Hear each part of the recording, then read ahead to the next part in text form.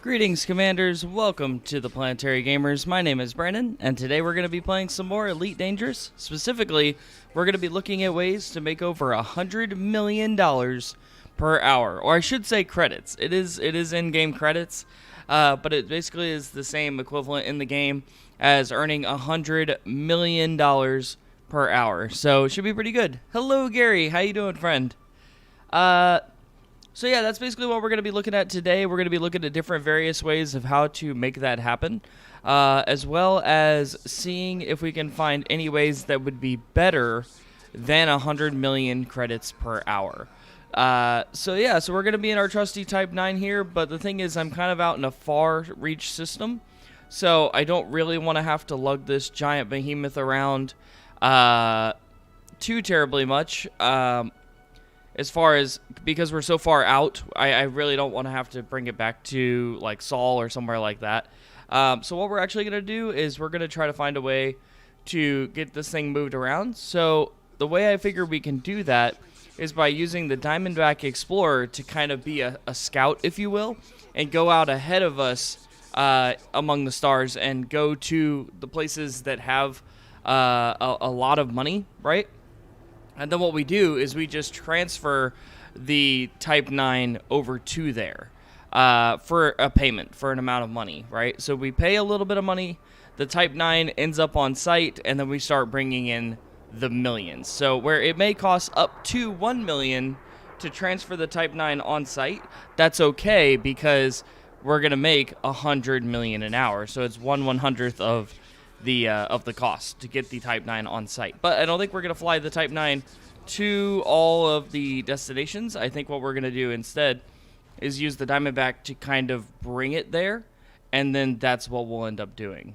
So, kind of give you guys a little cinematic here of the Type 9. This is the ship that we're going to be using for the majority of the trades that we're going to do today. It should be pretty good. It should be a lot of fun. And yeah, I think that's what we're going to work on. Also, I'm going to try to find a way to show you guys the trades that I'm setting up and how to do it. So that way it's not just me rambling on constantly flying across the stars. I do want to try to show you guys how to do this as well. So if you're in the game, you'll be able to play along and give it a try. So let me do that now. Let me see if there's a way for me to port Inara over to you guys, so that way you'll be able to follow along with the trades that I'm making. So let's try and do that now. No guarantees if this will actually work or if it even looks good, but we'll give it a shot. Alright, there's Inara there. That looks pretty good. Let's try to drag this over so you guys can see it. Okay, and this is basically the tool that we're going to use to find our trades, right? So this is basically where we're going to be. Don't mind the advertisements. It's a ad-friendly website. So yeah, if we could go in here, I think I can use this to show you guys exactly what we're going to be doing. So if I go in here to market data, you'll notice it says that we are currently at Saul. That's not true. Also, I should log in as myself, actually. I wonder if it would allow me to do that. Maybe not. Okay. Yeah, doing it this way is kind of tricky, but it is pretty good for finding the spots to go to. So let's see if we can do that. I don't know if this is actually going to work or not, but we can give it a try. So let's see.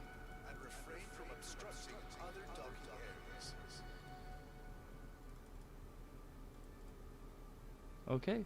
That. Really? That's funny. Like I said, I'm going to try. I'll give it a shot, guys. I don't know if this is actually going to work or not. But, yeah. We'll do our best here and see what we can do. Okay. Is that going to work? Okay. That looks like it's working. Okay. Let's give this a shot. So, let's go under here to market, right? That was so funny. Oh my goodness. Okay. So right now we're at Sol, so let's see if there's anything in, like, me and Davos have been doing Daedalus lately. So I kind of want to see if there's any profit to be made there. It looks like there is. It looks like there's 50,000 credits per run there. So that would be really good. I mean, if we could do that. Wow. Jeez. Yeah, I think we might try that. We might go there. The problem is, this is... Ah, man, we're kind of limited to it because we would have to have a smaller ship that would be able to haul this to go to these smaller ports. So I need to find out what ship has the best... I need to find out which ship has the best loadout for cargo. That would be a medium class ship. I think it's the Python, to be honest with you, but I'm not sure. So let me see. Do a quick Google search here, find out which one's the best.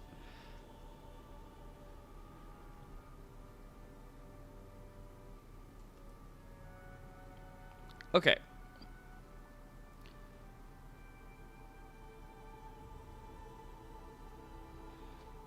Okay, so I think the Python is going to be our best bet, but it's currently outfitted for... it's currently outfitted for passengers, but I have the Beluga now, so we might be able to call the Python over to us. So let's try and do that. So let's do this. Let's go to Starport Services. Let's go into... Oops, we don't want to go into outfitting. My bad. We actually wanted to go into the shipyard and see if we could find the Python and get a hold of it. So let's go ahead and do that here. Sorry, I forgot to switch over the display.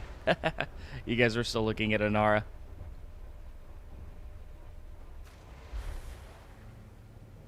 My screen buffered while you were trying to fix it. Oh, gotcha. Okay. So let's see here. Optional internal. No. We're not doing that. What we need to do is go into the shipyard. We need to get our Diamondback Explorer, which is going to be here in about 3 minutes. And what we need to do is take the Python, which is currently located over at Ceos, and I think we need to bring it to Daedalus over in Sol. We also have the Type 7 in Sol, and we also have the Viper, but neither one of these is going to be able to go to those small landing pads, or I should say the medium landing pads, and that's going to be a big problem for us. Now, the Type 6 is nearby, but it can only hold 100 tons of cargo. So what I'm thinking of doing is using the Python because it actually has a better tonnage than the Type 6. Let me double check and see what that would be, because it can land on a medium pad, and yeah, it can haul up to 294 tons. So it's going to be about half as much as the Type 9, but in this case, when you're earning, 56,000 tons worth of cargo, it's actually kind of worth it. So I think that's what our plan's going to be here. Let me go in here real quick. Make sure that Sol is selected. Beautiful. All right, and we're going to go to the Daedalus. Let me see if that's actually accurate. I don't know if that's actually going to be accurate from what we were seeing. I don't know where it got 56,000 from. That didn't make sense. Maybe if I expand my jump range, it would be able to do that. But man, 56,000, that was nuts. Can't believe that came up. I don't know where it got that number. Let's see here.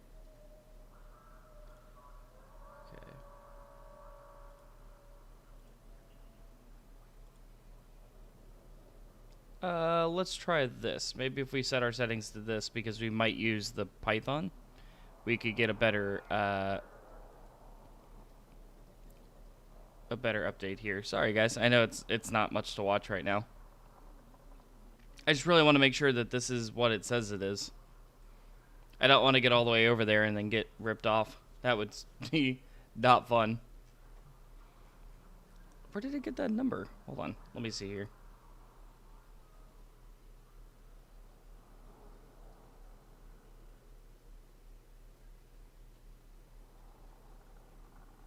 I don't know how it got that number. That's so weird. Let me look at this again. Oh my goodness. This doesn't even look real.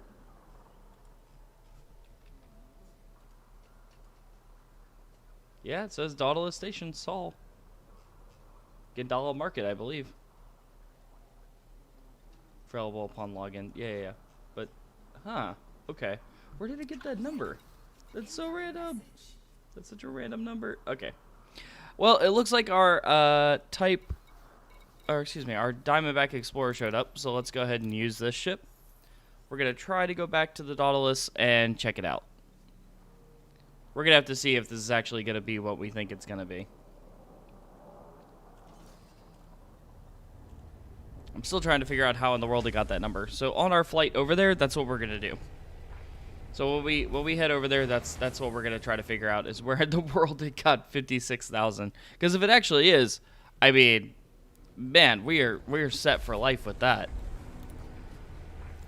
Let's see here. Sol. Oops. Sol. There we go. Alright, it's probably gonna be a hop. Yeah. I've been moving around the stars a little bit. How many jumps is it? It's about 5 jumps. That's not terrible. It's not good, but it's not terrible. So, but yeah, let's head out of here and let's see if we can get to Sol. Alright, we're going to take control here and get on out of here. Alright, we're going to try to get out of here as fast as we can. Hey, what's going on, Christopher Willard? How you doing, man? We're heading to Sol.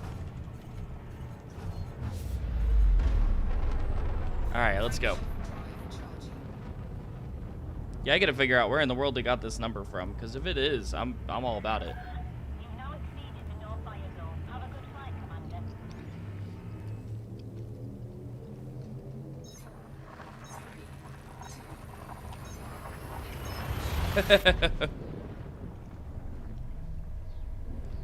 Gary wants to say hi too.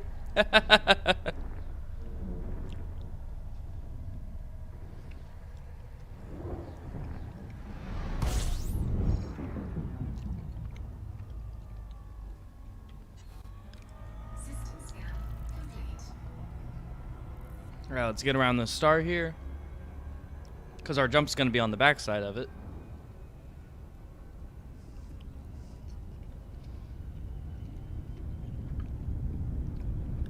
Okay, here we go.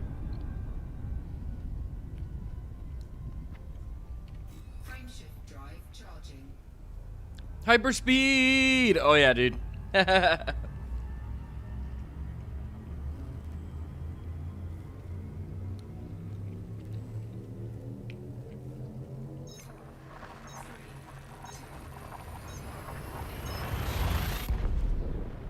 All the hyperspeed today.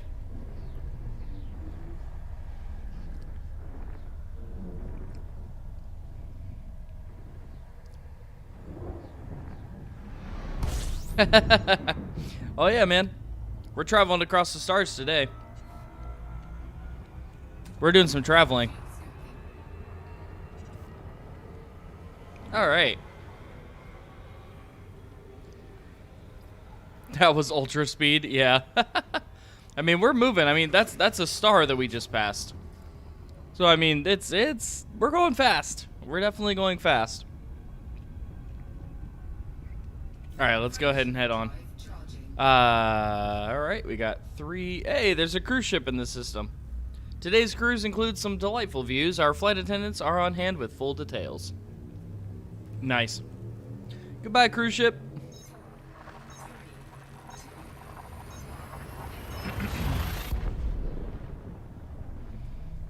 I don't know if I've ever shown you guys this, so as soon as we get to the next star, I'll give you an example of what exactly is going on in the game.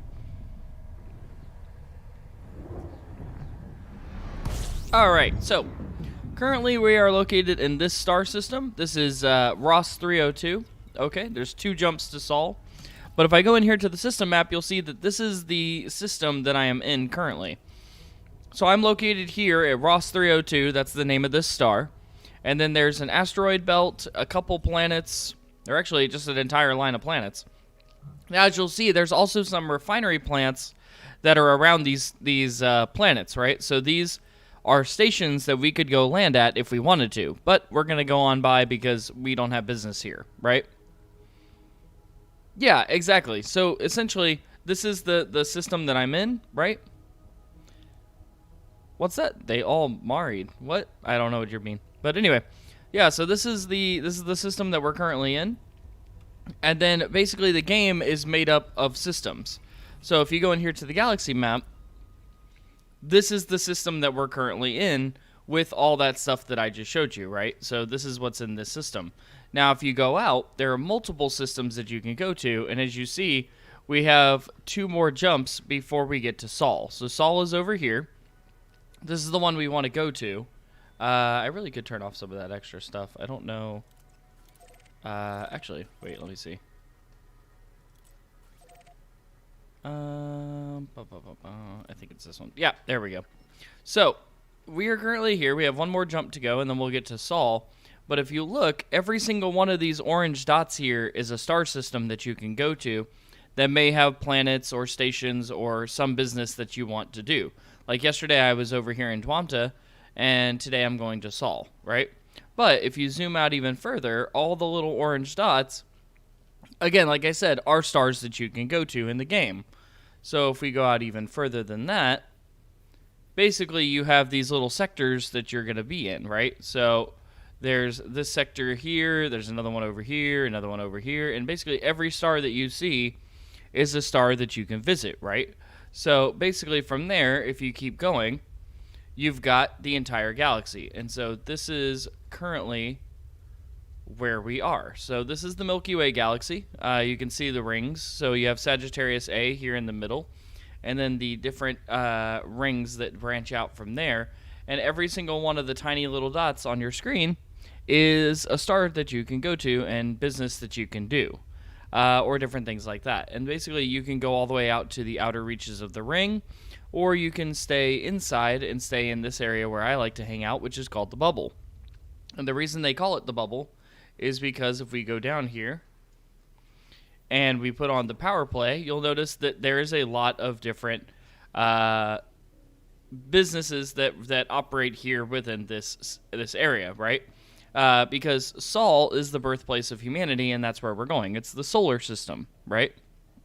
It's basically Earth, Mars, Jupiter, Saturn, all of those. It's all of our planets are located in Sol, right? So you'll recognize a lot of planets in there from our own solar system. But all of these different areas have different factions and powers and, things like that. So I'm currently working for the Federation, but there is the Imperial and a couple other factions that you can work for, right? So that's basically what we're doing right now. So we're going to go over to Sol as soon as we get past EV Lacerte, and that's what we're going to do. So let's go ahead and jump. And we're going to say, goodbye, Ross 382. We might do business with you one day, but right now we are headed to Sol.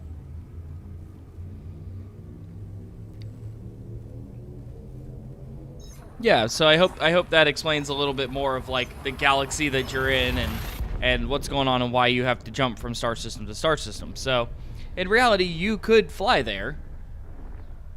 Yeah, that's correct. 100 million an hour.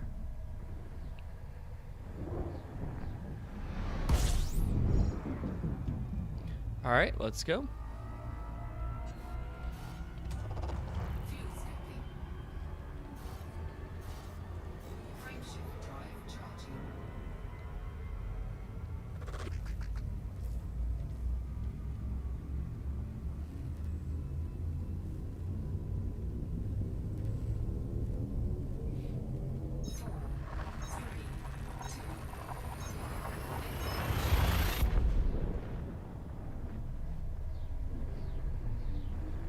Yeah, if you're wondering, there are credits in the game, so I'll show you that. So basically, here in my wallet, it won't show me any data while I'm in between jumps.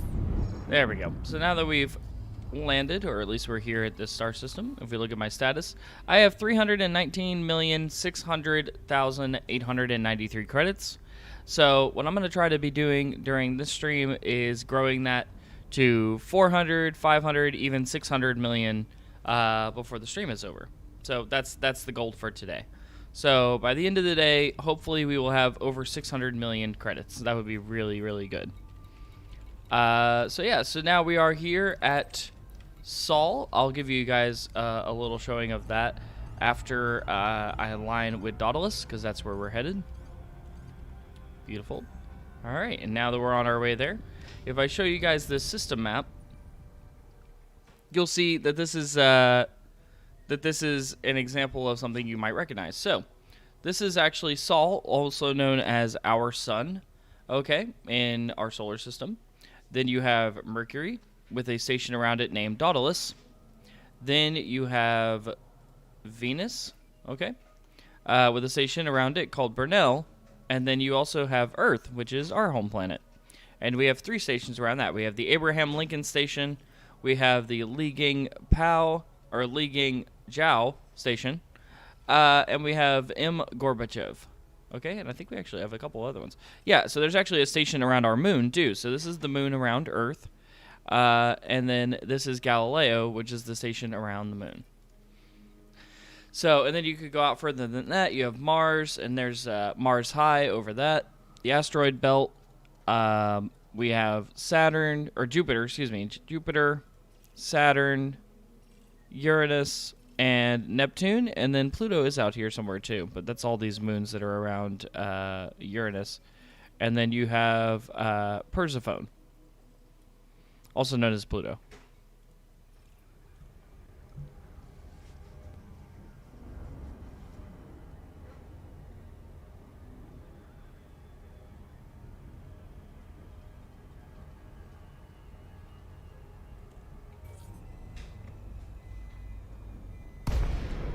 All right, let's go ahead and land here at the station.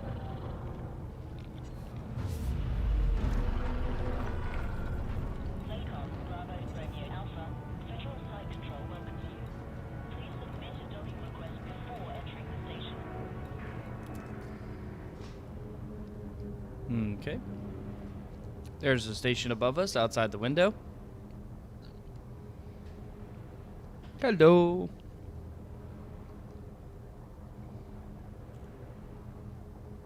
Beautiful.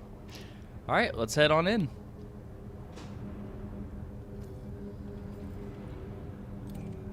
Okay, requesting docking.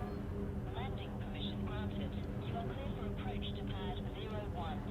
Hey, what's up, Andres? Okay. Hey, we got pad number 1. We're gonna go land at pad number 1. All right, let's go ahead on in here.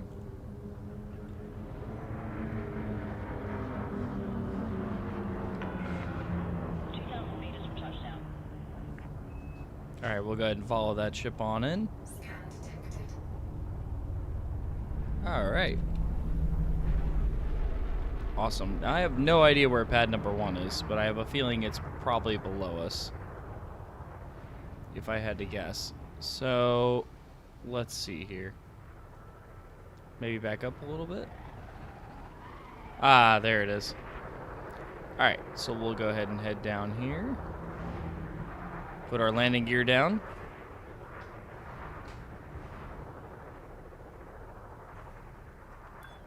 All right. Fly smart, fly safe, reduce your speed inside. Okay, we'll ease ourselves right here. There we go. Turn around. Beautiful. All right. And down we go. Landing gear is deployed. And we're down. Beautiful. All right, we'll go ahead and refuel. I'm doing great, Andres. How are you doing, man? All right, let's go in here to the commodity market. Or no, actually, well, yeah, kind of. We're going to check out the commodity market, but I also need to call in. I don't know if I want to call in the Type 9 or if I want to call in the Python yet. To do kind of our dirty work for us here. I haven't fully decided. So, I know there's some pretty good money here. It's 12,850 per ton for silver and bertrandite exports. So that's not terrible. That'll net us about 10 million per run with the Type 9, but I was told that I could get 56,000 per ton, or 56,000 per ton if I had a medium craft. So I'm not sure where that number came from, and I really kind of want to know. Like, I really want to know why it said that. So I'm gonna log out here of my personal account and see if the market updates with some better information. And it's showing it. That's what it's actually showing. It's showing that there's an ability to make 48,000 credits for doing an insulating membrane and gold from Gandala, Ivan's city. And that's what it's showing. I don't know where it's getting this information though from, but it's updated as of 6 hours ago. The price of gold, it says, should be 44.92. Is that even right? I don't know if that's right or not. Let me see. Gold. Well, I don't know. It says the station is buying gold. So let me see. So this station should be buying gold. So if I scroll down here to gold. Oh, I passed it. No, I didn't. Where's the metals? Wait. Am I going crazy? Probably. That's weird. Can I not sell gold to this station? Maybe I can only buy gold from this station. Oh, this is Burnell. Hold on. We need to see Daedalus. Daedalus. There we go. Yeah, 52,930. How does it get this number? That's wild. I'm suspicious of this number. I don't know where it's getting this number from. So give me 1 second, guys. I'm just going to do a little bit of detective work here to make sure that this is real. Because if it's real, I'm going to go. Because it's, I mean, 53,000. I mean, granted, I guess I could call the Python anyway to kind of get that ball rolling if we wanted to do that. So let's see. Because I can't use my Type 7, which kind of is a bummer. Or we might be able to buy one, actually. Hold on, let me see what they have here. Another Type 9 heavy. Okay. So we can't buy one. We'd have to transfer it. So let's try to bring the Python, because it would be an hour and a half. My God. 2 million credits to bring it over here. Oof. Well, I don't know. That may not be worth it, to be honest with you. We might as well just go buy another Python, rent it for an hour, or rent it for the stream, and then send it, or sell it again to make money. This is kind of crazy though. Let me see. This will support a medium landing pad. These numbers are insane. Because a Python, okay, a Python can literally hold 294 tons. So some of these things, I mean, some of these places are saying that they will actually give you 63,000 credits per ton if this is real. And what did I say a Python? A fully loaded Python could make 294 tons. So 294 tons would give you 18.7 thousand an hour, basically. Or 18.7 million an hour if we did this. The stream's going pretty good. So basically, I'm trying to figure out like the best way to make this money because, dude, there's some profit here that's like 63,000. I'm trying to wrap my head around that because that doesn't make any sense. Like they're paying 63,000 credits per ton. Okay, and to give you an example, okay, this is why I can't wrap my head around this amount of money. So I'm sorry if this is kind of weird. or if it's not making a lot of sense. So I'll try to explain. So basically, they're going to give us 63,000 credits per ton, but my cargo capacity can hold 784 tons. Okay, 784. So go with me here. Okay, 63,885 per ton times 784 tons. That's 50 million credits. Okay, in one run, in like 15 minutes, 50 million credits. We could make 200 million an hour if I could do this. But the problem is, actually, there is no problem. There is a problem. The problem is I can only land on a medium pad, not a large, and that's okay. But I can only haul 284. According to the wiki, 294 per run. But if I'm one jumping these runs, it's kind of worth it, to be honest.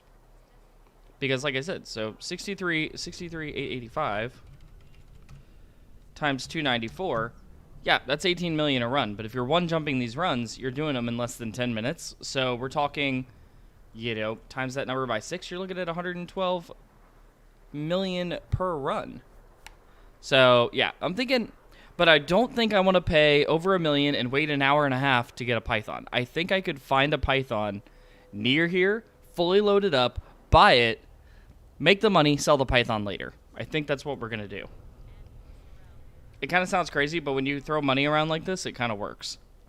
Like it's 56 million or 57 million to buy the Python, but when you sell the Python back later, it's going to be worth more than what you bought it for, because you're going to outfit it with all the cargoes and everything else. So, yeah, I think that's going to be our best bet. Let me see if there's anywhere around here that'll sell a Python. I'm sorry I haven't really gotten the jump on grabbing these goods yet, but I really need a Python that's here in system, ready to go. And I don't want to use the Type 9 or Type 6 because it only has 100 cargo capacity when I can afford a Python and do the same job, basically. So let me look up if there's a station in this system that will give me that I can get a Python at, because that would help me out a lot. So sorry about that, guys. Sorry if it's not a lot of stuff going on screen, but I promise there's a lot going on in the background as far as like planning these trips out. So what's happening on screen is the trip itself, but what's happening off screen is the planning involved to make it happen. So okay, we're looking for a Python that's somewhere near Sol. Let's see if there's anything in system. Okay, unfortunately there's nothing in system, but I could pick one up right next door at a different system. So I think we're gonna do that. I think that's what we're gonna have to do. So let's go ahead and get out of here. It sounds kind of weird that we're still kind of running around, but this is what we're going to have to do, right? So we're going to go over to Lacale. So we're going to let the ship auto take off for us. And while it does that, we can plan out our trip. So it's going to leave the station, and we are going to plan out our trip. So I could either go to Lacale or Easy Akari.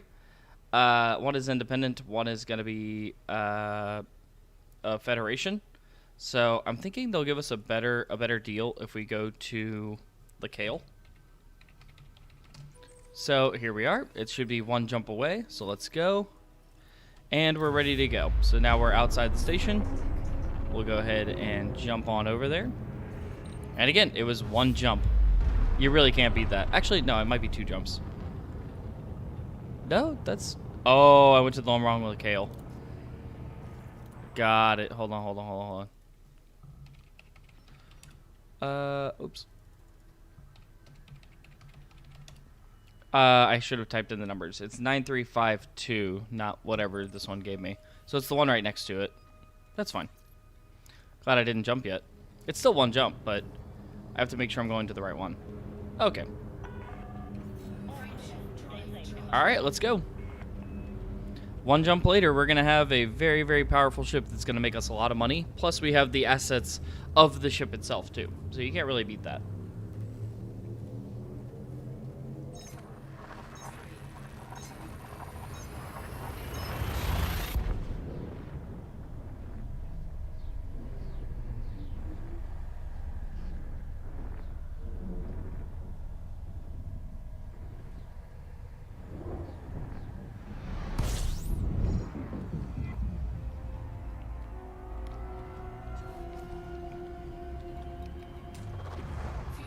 All right, it says we got to go to Gupta City.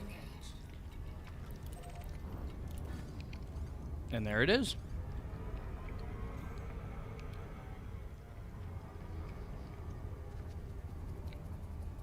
And just like that, we are set. Awesome. If you guys have any questions about what's going on, feel free to ask me in the comments, or feel free to ask me in the chat. I'm happy to answer anything you might have.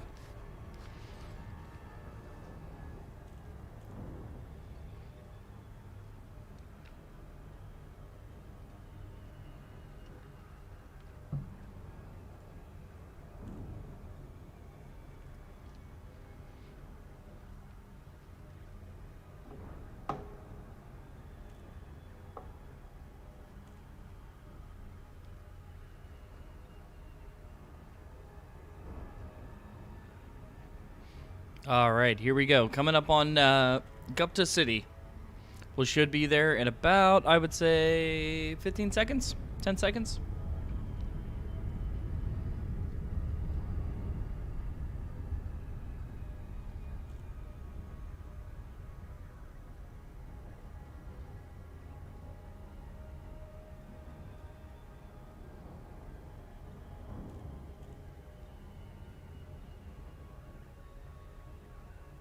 It's got to be closer to 30 seconds, but that's fine. Hey, what's up, Scumby? How you doing, man?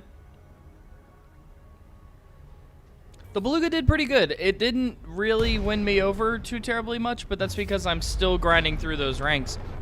And the problem is, so Ceos is a very close star. You can basically just jump once and you're right there at Sothis. The problem is it constantly has illegals at that station, and I didn't realize that at the time. So the thing is, I've been ditching the illegals, and it's kind of bummy. You know what I mean? It doesn't really, because the thing is, you have to go silent running and all this other kind of stuff like every time you want to do it, and it's kind of weird, right? So I don't know. It worked out, but only a little bit, if that makes sense. All right, here we go. Bring it on in here. Nice. All right, pad 34. There it is, way back here in the back. I love these stations, by the way. These are my favorite. They're so cool looking. Oh, slow down, slow down, slow down. Back it off, back it off, back it off. Oh, jeez. All right, sorry, I didn't mean to cause damage to the station. Jeez. Whoa. What is happening? All right, you know what? Let's see here. What did I hit? Wait a minute. What did I even hit? Oh. Yeah, that'll do it. Okay. Let's let's let the auto dock do it. Why not? Go ahead. Don't hit anything. And down we go. Should have let the auto dock do it the whole time. It's fine. It was only 39 credits, and I didn't even get a fine. Piece of cake. It'll buff out. It's fine. Everything's fine. Okay, so let's go in here and spend a little bit of money. Like I said, it's an investment. So we're going to go in here to the shipyard, and we're going to pick us up a Python, but we're going to fully outfit it. So that's going to be awesome. Let's store our current ship. It's going to cost us 56 million, but again, it's 56 million not gone. It's basically just converted into an asset that we're going to use to grind out some money. So it's no big deal. Oh, man. All right, Starport Services. Let's get in here and go into outfitting. And I want to see this thing fully loaded. So this one's going to be our cargo freighter, whereas I have a Python that's also dedicated to running people. It has passenger cabins. So this one's going to get fully upgraded to the max with cargo. Because this thing can jump. It can do pretty much anything I need it to do. So it's got full capabilities to do everything we're about to need it to do. We're fully maxing it out too. I mean, we're taking the shields off and everything. I don't want to miss a single ton of cargo if these cargo amounts are really what they say they are. I mean, seriously, the price of per ton is like 63,000 That's why we're doing this. I mean, honestly, I wouldn't have done this if it was just a normal, like, 22,000, 23,000, even 26,000. But when you offer me 50s and 60,000s to land at medium pads, I guess I have to go. Oh, did I just put a 2 on there? Wait, why is that only a 2? That's weird. It literally jumps from a 16 to it down to a 2. Blech. Gross. Alright. Hey, we're going to outfit as much as we can. Oh, that probably... Wait, could this actually be bigger? No. Okay, so we're probably going to put the docking computer on there, to be honest. I love my docking computer. Ah, it's a standard docking computer. That sucks. Okay, we're going to do what we did yesterday. And we're going to go to our shipyard. We're going to borrow the Diamondback Explorer's docking computer. And then we're going to get a new docking computer for the Diamondback Explorer. Yeah, that'll work. Okay. And basically, the next time I see an advanced docking computer anywhere in an outfitting area, I'm going to just start throwing all of them in storage. So let's go in here, Starport Services, because I that's what I need to do. I need to invest in auto or advanced docking computers because apparently they're not as common as you would expect them to be. So yeah, let's go into outfitting here. And optional internal, and we're going to store the advanced docking computer. Beautiful. All right, and again, we'll just have to get another one later. All right, let's go in here and grab our Python. Awesome.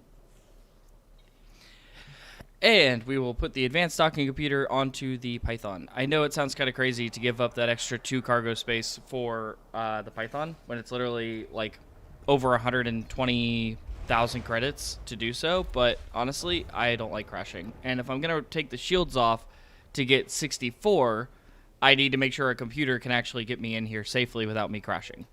Because again, I'm trusting the advanced docking computer to make sure my cargo reaches its destination safely.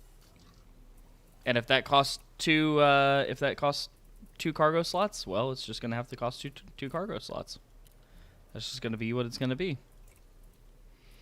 All right, advanced docking computer. Let's go ahead and transfer it onto the ship. Let's make sure it's in this little slot here.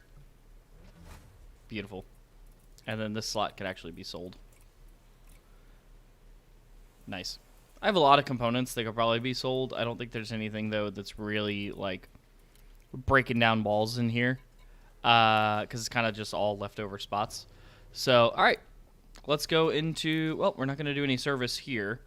What we're going to need to do is head out to our spot to go make some money. So, let's find out where that is exactly. So, we will go ahead and open this up.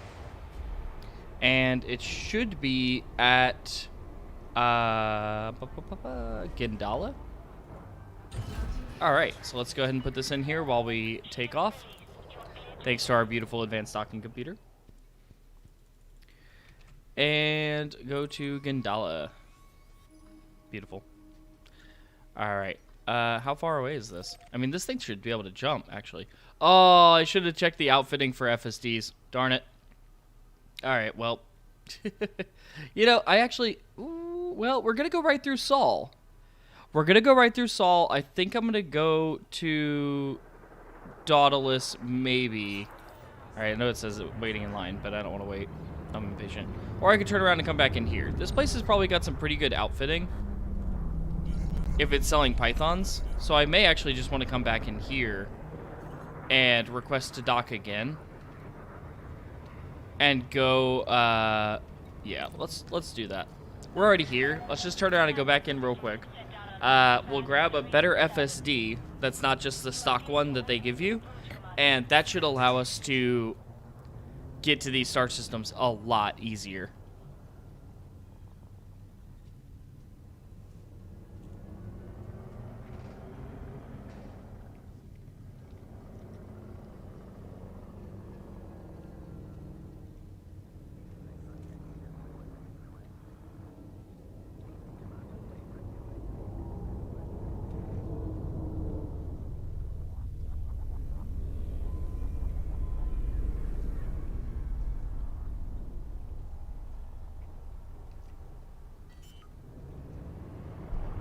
Whoa! Jeez, take it easy there.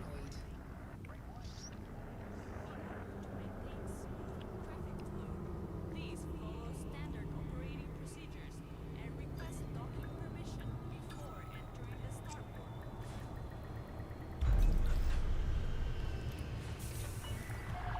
Contact. Dispatching ground crew.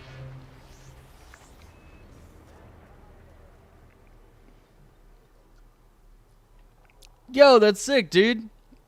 You got all that level 5 on your Asp and your Python? That's so cool, bro. Mad jelly. I am mad jelly. Not gonna lie. I feel like with the amount of buying and selling of ships, though, I don't have like a dedicated, like, this is my horse. You know what I mean?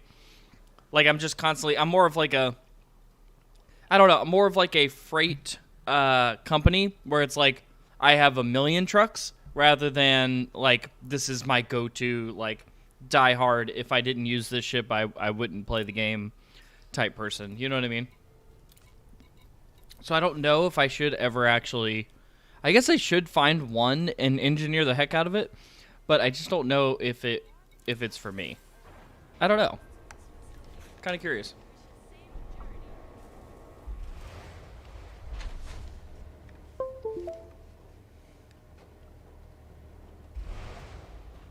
$35 jump range on the Python? That's insane, bro.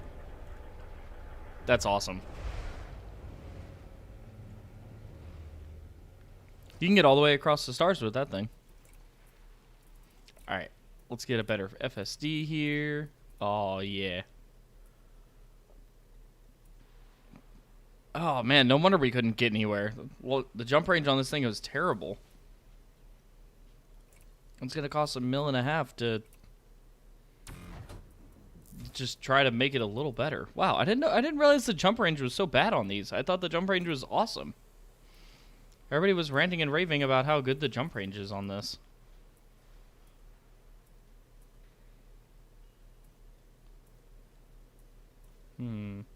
It's a little better, but dang, man.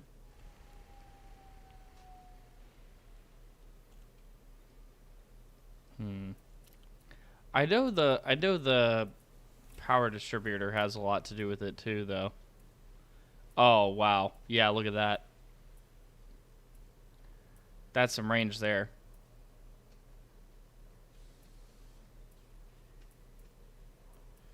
And it's like, isn't it the higher the power distributor, the less range you have? Well, it seems like 80 power distributor that I get would be a little bit better than what I've already got. So, even though it's a 7E, that doesn't make any sense. I don't understand how I could get a better jump range for having a less good power distributor. Let's try it. Okay. Fuel tank. And no. Okay. Life support, frameshift drive, thrusters, power plant. I wonder if a power plant would actually change my life that much. Probably, right? Ooh.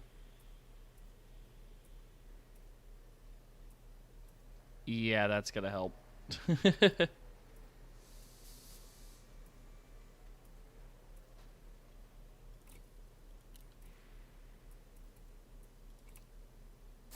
Okay.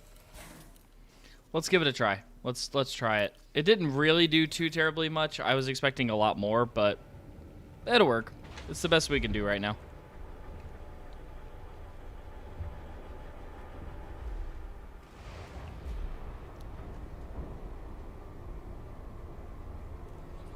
Jump range is tied to weight. Oh, okay. Gotcha.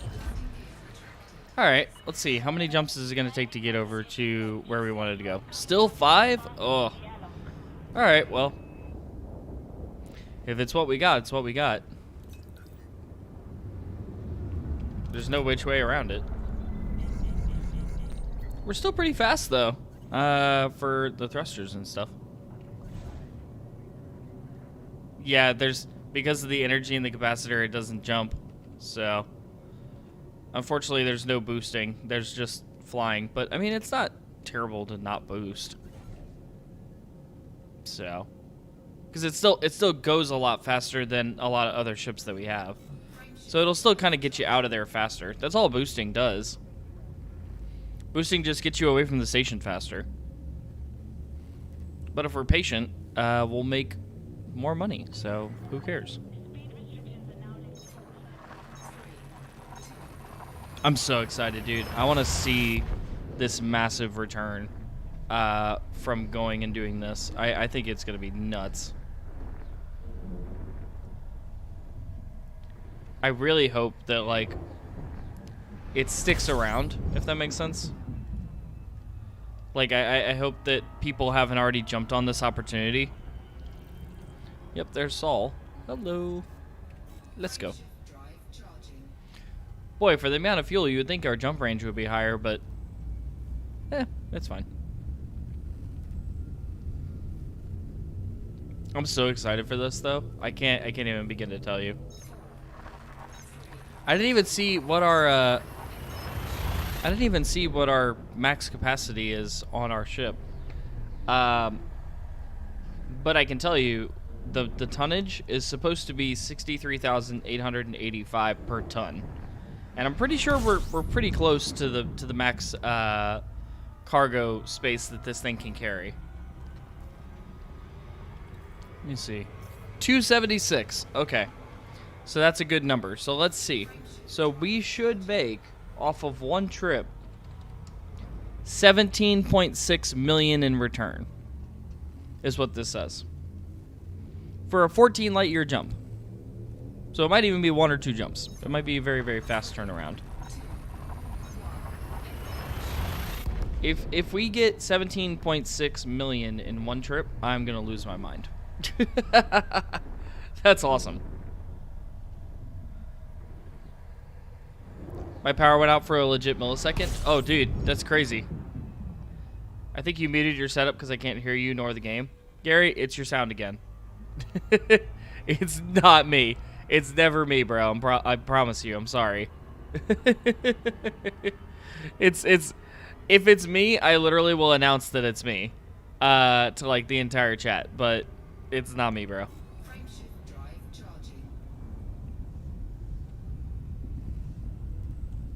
17.6 per trip is super nice. That's what I'm saying, dude. That's why I'm jumping on this. That's where I'm like, I think this is it. So I really want to buy a Python, because I think you can understand too, right, Scumby? Like, if I invest 53 or 56 million into a Python that's over here, instead of spending 3 million and waiting an hour and a half, now I could have 2 Pythons, but I'll make the Python back in 3 trips. In 3 trips, I'll have paid for this Python. I can sell the Python later, so it's not exactly like it's depreciating over here. Who doesn't want a Python, right? So I can sell the Python back later, and I'll get all of the revenue from this trip. Or, from this loop. So, I'm telling you, man, that's why I did the investment. I was like, I'm not going to wait an hour and a half. Like, do you know how much money I could earn in an hour and a half of waiting for my Python to get over here? Plus the fact that I would have to strip it down, take all the passenger cabins out of it. I'm like, screw it. I'll go 1 station over, or 1 star system over. I'll pick up a brand new Python, because I've got the money to do it. I'll overload it completely with cargo bays, and then just totally destroy. Like, yeah. This makes perfect sense. Anything else would have been completely illogical. Okay, where are we heading? We're going to Ivan City. While we're heading there, I'm going to double check and make sure there's nothing else in this system that would be even more money. But for the meantime, we're going to head over to Ivan City. So let's go. Man, the turn radius on this thing, though. Oh, so much better than the Type 9. Oh, man. All right.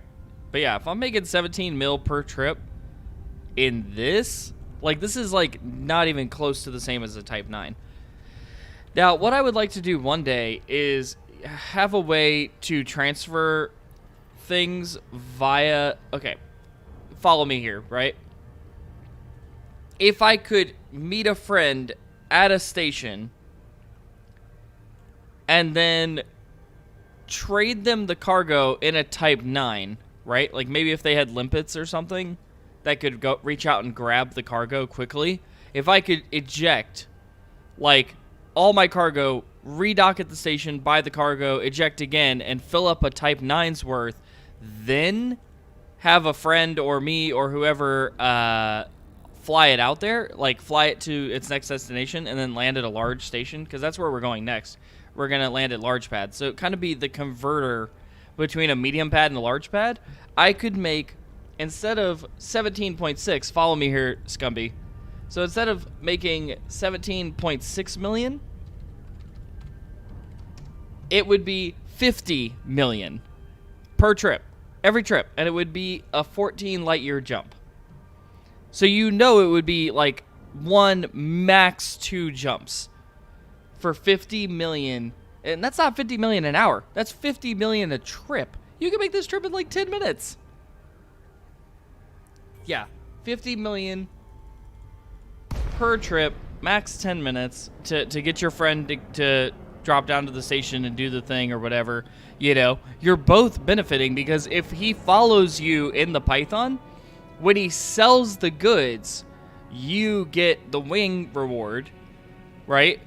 So that's an easy 580k for whoever's owning the Python. Like, or no, it's not even, it wouldn't even be 580. It'd be way more than that. Oh, come on. Are we really going to play this game again today? Where I can't land at these tiny refineries because people are hogging the pads. NPCs are hogging the pads. It's all NPCs. Do you guys see these NPCs? Docking request denied. Oh, come on. Request denied. Really? Really, dude? Ugh. It's NPCs. It's literally NPCs hogging these pads. Ugh, this is so annoying. I hate when NPCs hog the pads. I can't hear a thing. Gary, I don't know, man. I hear myself perfectly. But yeah, guys, so I mean, this could easily make 50 million if I had a partner in crime to do it with. Look at all those. Look at these NPCs. Look at them. There's one down there and one up there that's just hogging these pads for me. Yeah, those jerks were messing up my runs for the community goals. Oh, yeah. That's annoying, dude. That's what I'm saying. NPCs suck. Like, they're literally NPCs. Get off the pad. You're not doing business. I know it's a simulation, but you're simulating me not being able to dock. Come on, get out of here. Oh, a guy's turning around. Thank God. Get out of here. Please leave. Please, God, just get out. Just go. Just go. All right. We're going to nab this. Watch. As soon as it turns around and resets, we're stealing it. I think I could just get it like that. Docking request denied. Nope. I think it does have to drop down and turn around once. Then you can do it. Yep, there it goes. Okay, so it's turning around, and then the other guy's leaving too, but as soon as it turns around, it's a free pad. Docking request denied. Docking request denied. Come on. Request denied. Give me the pad. It's right there. Docking request It's already there. It's ready. docking request granted. Thank you, God. Holy crap. Yeah, NPCs are the worst, bro. Alright, here we go. Yep. And that other pad will be ready here in a minute. I can bring my Python out tomorrow if you want to try that.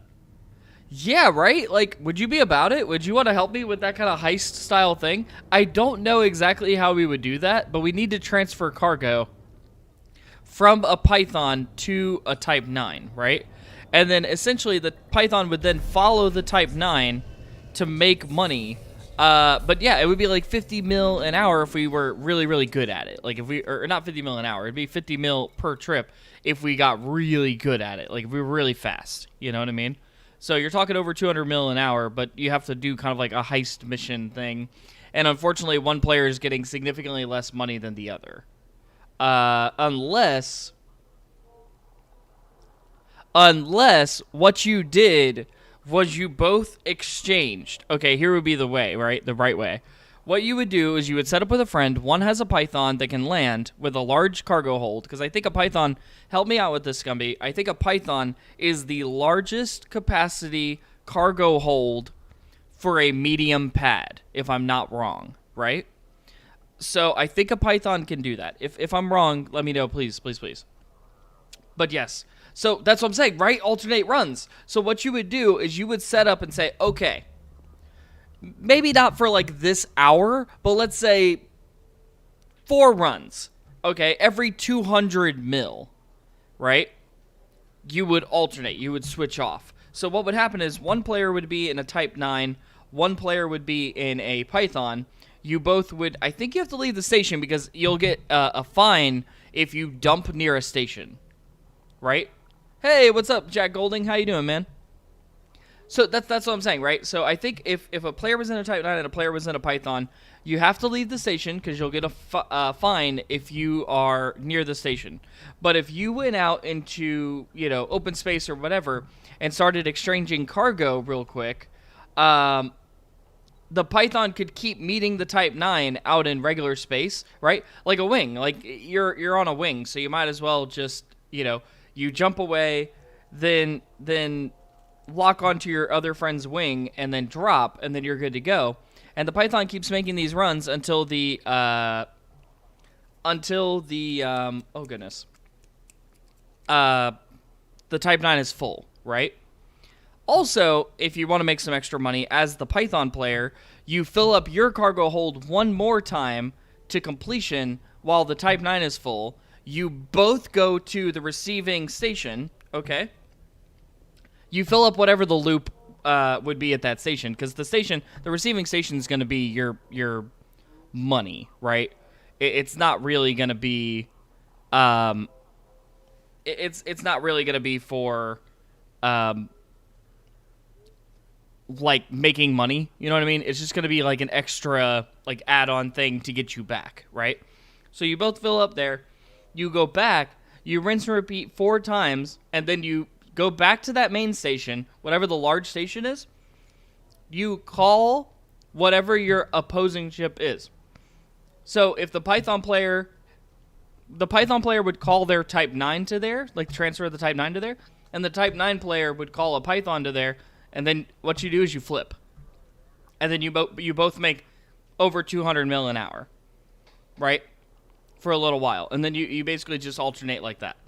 You see what I'm saying? Or you could say, hey, we're going to do this for 4 hours. Let's do it every 2 hours. Then you alternate or flip or whatever. And you just keep counting your money. You know what I mean? Now, granted, there's going to be a little bit of depreciation in the market. But all in all, like it's not going to be that bad. So, okay, let's get in here and do this real quick. So, we need to buy gold.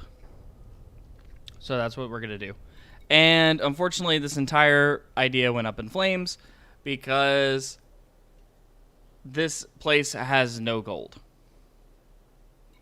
Yeah, shocker. I wish I had a crystal ball to know that was going to happen. Shocker to no one, this place is completely empty of gold. It's got 3 units. I need easily 276. So this whole plan went to bust, unfortunately, like very, very quickly. But that's okay. So what I'll do is I'll log back in here and we'll get going on a different idea. So let's see. But it's a good idea. I mean, it's a good idea if if the place isn't completely out of resources. Like if this place had like, I don't know, 200,000 gold, you could do it for a long time. You know what I mean? So it still works. The idea still works.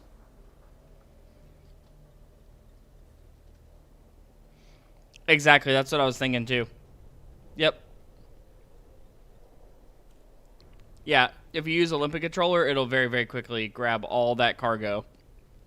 It'll be easy. Now the problem is, well, I don't know. I don't know how many limpets you would need to fill a Type 9. You know what I mean? I don't know if you know what I mean? I don't know if I don't know how many limpets you need to fill a Type 9 to do that.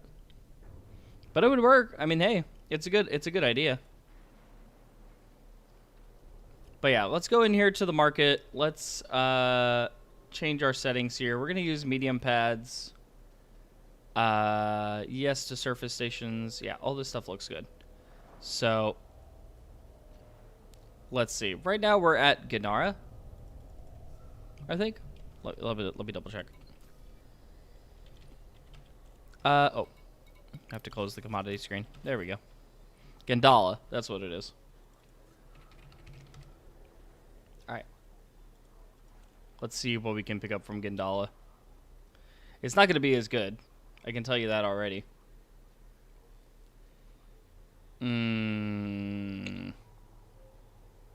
Yeah. This all just didn't pan out. Yeah, this isn't gonna work. We're gonna have to find something else. Yep, let's go back up to large landing pads only, and I'm gonna go grab the Type 9, and we're gonna try this again.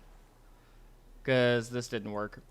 The only problem was it was completely out of stock, and I don't think that there's really, well, actually, hold on. Let me double check. This might not have all been for nothing. I had an idea. Okay. So it said Mandala, or Gindala, sorry. Gindala,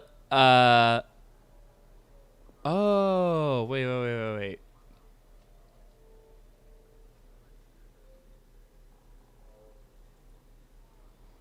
Okay, so I'm here at Ivan City. Wait, was I actually looking at the wrong station? Hold on, wait. Let me see here real quick. Okay, we're at Ivan City. It may not all be for nothing. So this said gold for superconductors to this station. Yeah, all of these are going to be for gold. Bummer. Is there another station around here that we could go to do the same thing? Okay, there are other stations in this system that we might be able to go to.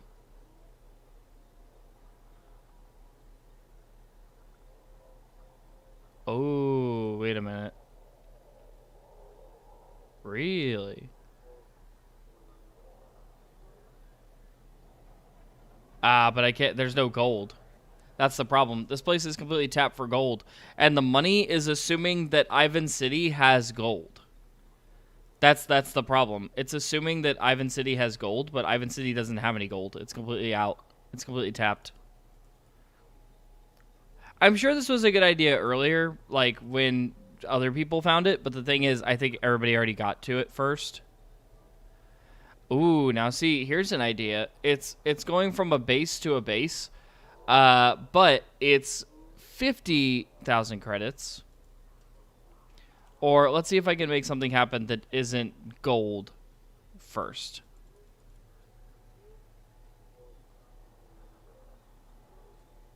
Okay. This is 43,000. There's one for 43,000. All of these kind of rely on gold for Ivan City, so we're probably not going to stay here. But I could go down to that base and make 50,000 per silver. So that's not bad.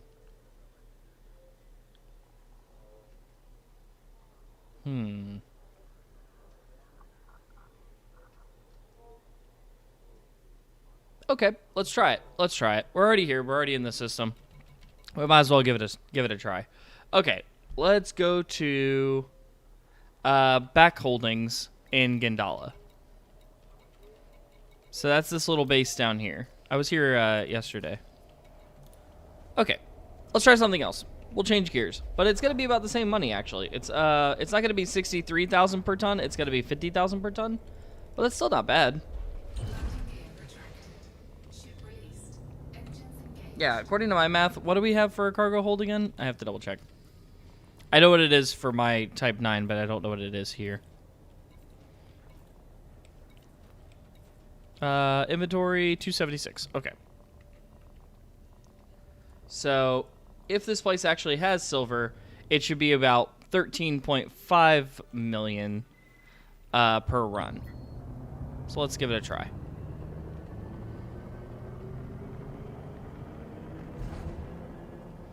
If this one doesn't work, I'm going to go back and get my Type 9, and I'm going to do a tried and true one that I did yesterday. and that'll work. I know that one'll work.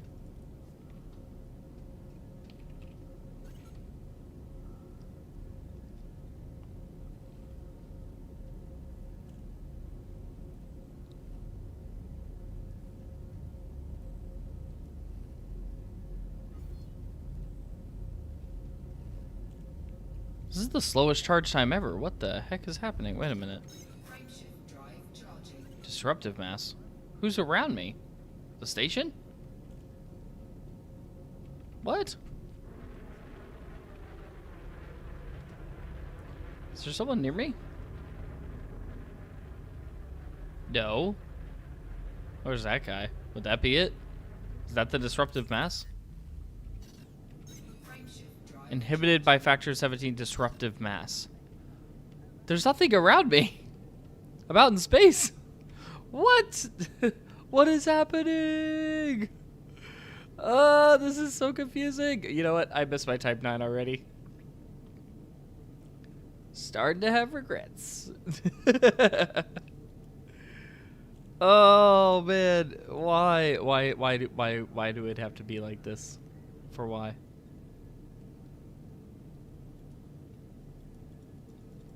Man, I had a really good run yesterday too. It was like 26,000 or something like that.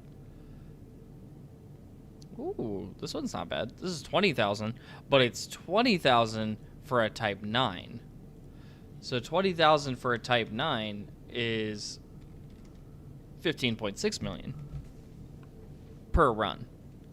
So that's not bad. Well, we'll see. Okay, can I jump now? Thank God. I don't know what that disruptive mass was, but it wouldn't let me jump. There we go. Much better. Okay. Yeah, there doesn't really seem to be anything around around Sol, which I think is where we left our Type 9. So we're gonna have to find other means.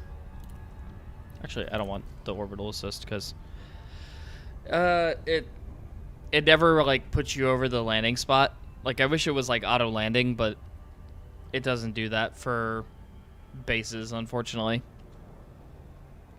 So yeah, we're gonna have to find something else.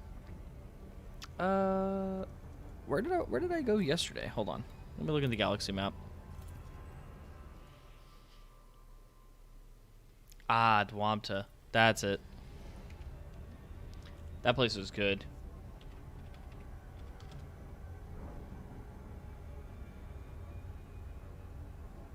Let's see. Hey, it's still kind of there a little bit. Okay. Where was I going yesterday? Oh, this place. This is my favorite place. Let me see. Is it still pretty good? Ooh, it's not very good.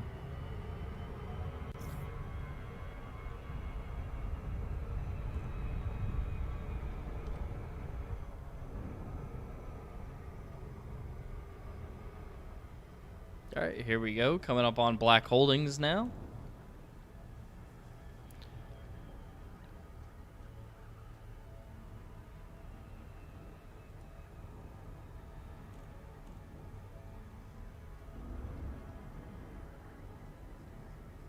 You had a really good one yesterday, but it's not really popping up for me now, so I don't know if it still exists or not. But there was a gold run from Dwamta that was doing about 17 per trip, 17 million a trip. But that was with a Type 9 though.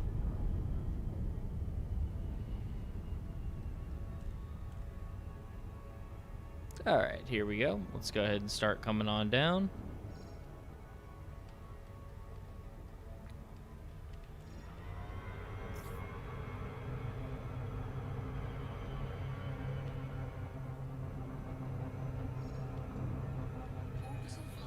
There we go. That's a little bit better.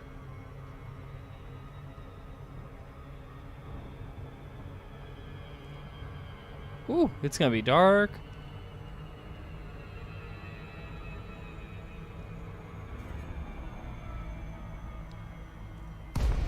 There we go. Glide mode. While we're gliding, let's go ahead and grab our lights here because we know it's gonna be. You know it's gonna be dark.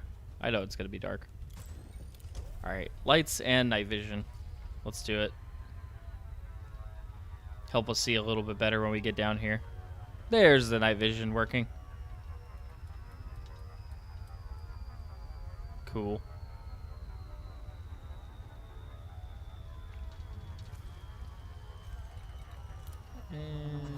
And we'll keep the beacon off. Okay. All right, we made it. Back holdings. Again, I came here yesterday in the Type 9 and it was decent. But I want to see what this thing can do. Access granted. Proceed to landing pad 05.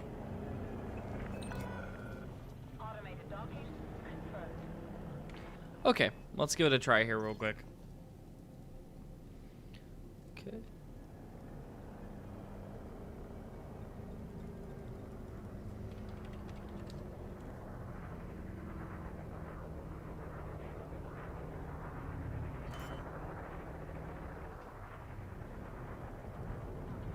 Landing gear deployed.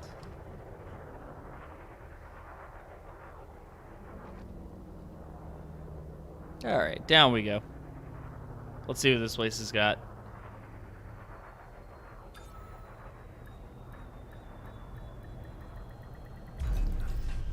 And we're down. Cool. Docking completed. So, what did they have for us here?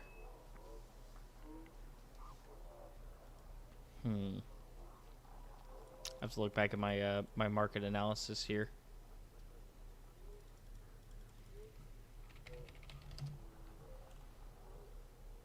Okay. It looks like superconductors? No. Wait, hold on. Back holdings. Okay. Come on. Sorry. Google's taking a minute to load. There we go. Okay. So for our back holdings, we should be taking silver to another base is the idea here. So let's see how much silver they have here. Watch them have no commodities. Silver 11. Ugh. Everything is tapped out. Oh, this sucks. Oh my god. And this place was supposed to be all about the silver. Like that was what they were going to have. Dude. Everything is tapped out. This is such a dry market. Holy crap, dude. Look, 1 gold, 11 silver. Wow. This is heartbreaking. How long have we been streaming? An hour and a half. I have lost money. I haven't lost really anything. I bought the Python that like thinking that this was gonna be really, really good. But man, it's rough. And it says that there's commodities here. But there are not. There are not indeed. So let's try to find us a better spot, and I think we're going to use the Type 9 again. I think that's going to be what we're going to do. It seemed to work for me yesterday, so I think that's what we're going to try to do again today. So let's find out where our Type 9 even is. I think I left it. I'm pretty sure I left it at Dauntless, but I just need to double check here real quick. I think it'll tell me. Let's see.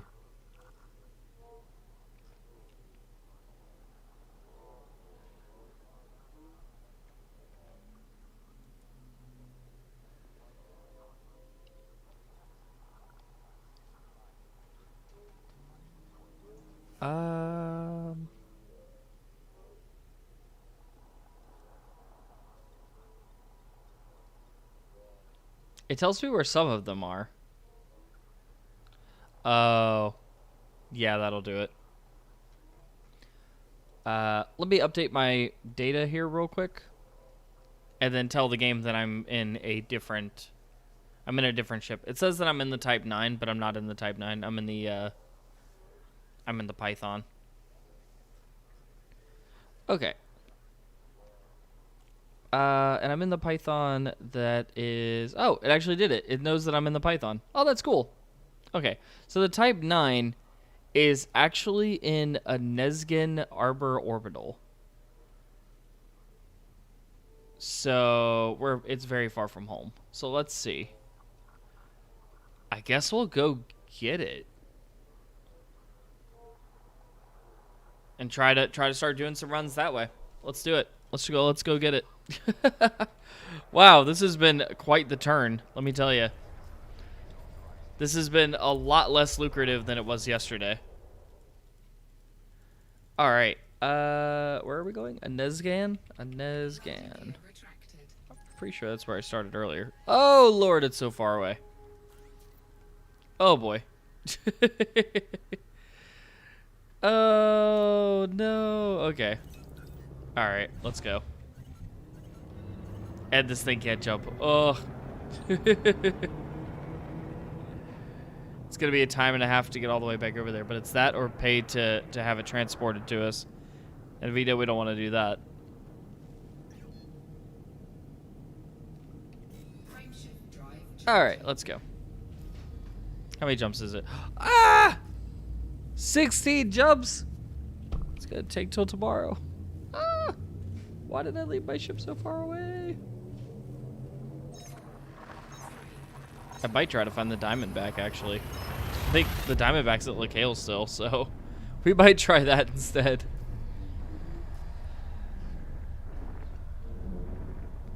Because the Diamondback can move, man. This thing doesn't have a very good jump range, but the Diamondback can get around. And it is at Lake Hale 9352. Yeah, this might be a shorter range. Yeah, that's going to be short. It's going to be a lot shorter trip.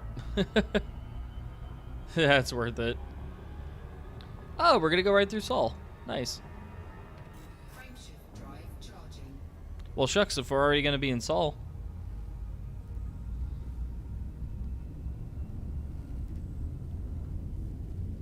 But I want my Type 9 back. I missed the Type 9. I'm probably going to sell this Python back. This didn't prove to be worth it. And here I was so confident earlier. I was like, oh, this is the best plan ever. I mean, it's not the worst plan ever, but it's definitely not what you would expect.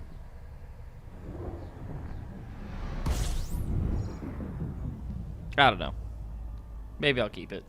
I haven't decided yet.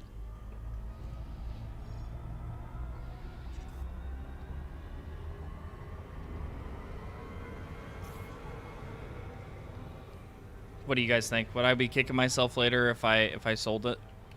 Frameshift drive charging. Oh, that wasn't too bad. See, two jumps later, we get our ship back. Piece of cake.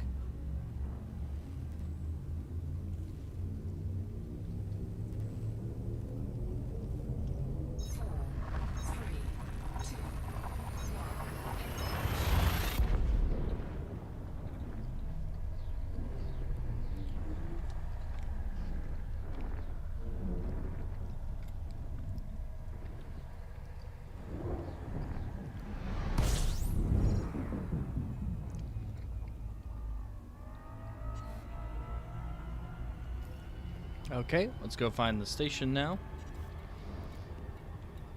It should be at Gupta, I believe. It was where we were earlier.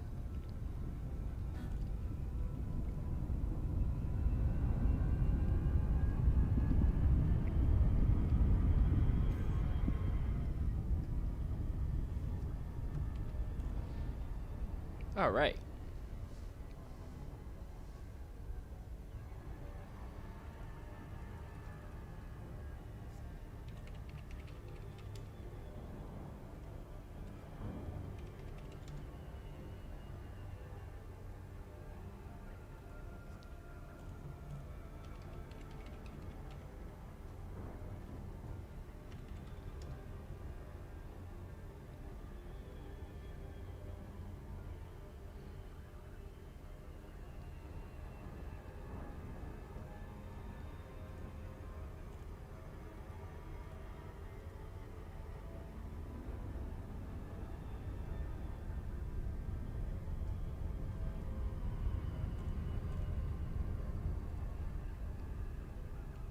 All right, got about 20 million miles to go, or 20 million meters till we get there.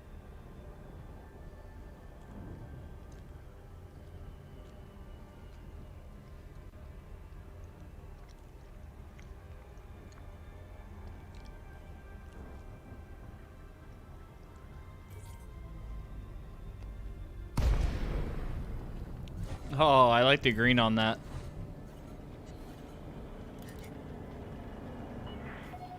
LAC Bravo, Romeo Alpha. Welcome to this independent station, Commander. Please fly safely during arrival and departure. Access granted. Set down on landing pad 1-1. You are clear for automated approach, Commander.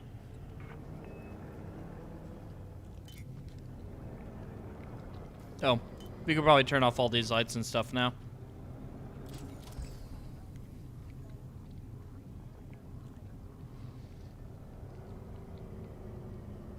Here we go. I love these. I love this type of station. I can't wait for Odyssey to come out, so that way I can see this station from like my own point of view instead of inside my ship.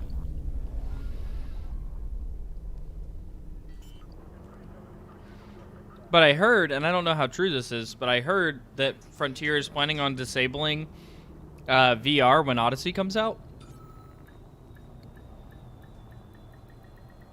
I don't know how true that is, though. Be aware the slight components are Contact. Commence system shutdown. All right. Let's grab our Diamondback. But first, I also need to go into outfitting and get my advanced stocking computer back.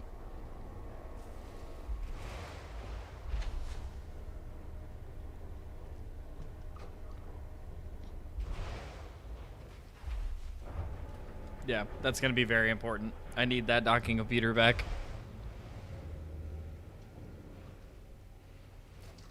All right, here we go. Let's go ahead and grab the optional internal. I'm not going to keep any of these cargo racks. I don't think I'm going to need them. It's really just the advanced stocking computer that I need. But I'm not sure if I want to keep this Python or not. I'll leave it up to you guys. What do you think? Should I keep this Python? Or should I let it go since I already own another Python somewhere else? And this was just kind of a bad social experiment. And we'll change gears and try something else later.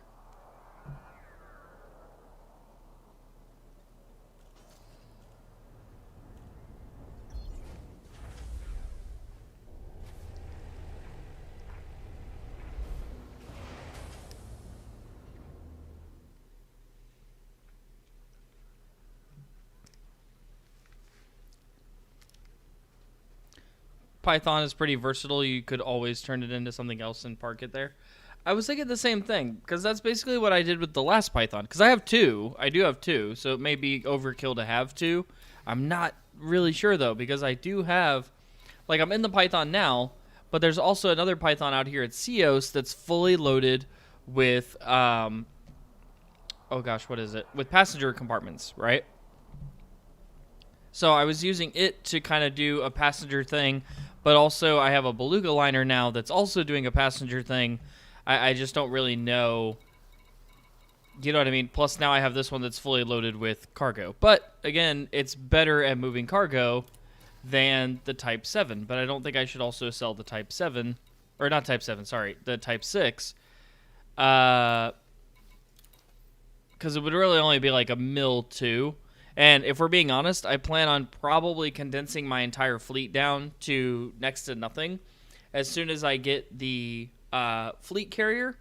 Because what I'm going to do is use the fleet carrier to make a lot of money. And then the money I make off the fleet carrier is going to go back into growing my fleet again. Even though I know that fleet carriers have a crazy upkeep cost. But that's what I'm saying. So I'm on the road to fleet carrier. That's kind of what I'm working for. But yeah, so why don't we, I guess we'll leave the Python here for now, because it's just, it's still an asset, so it's still good. But I am back in here. I need to make sure that I have the, advanced stocking computer outfitted. there's a slot available for it. So let's grab the advanced docking computer, transfer it onto the ship, and it's good to go. Perfect.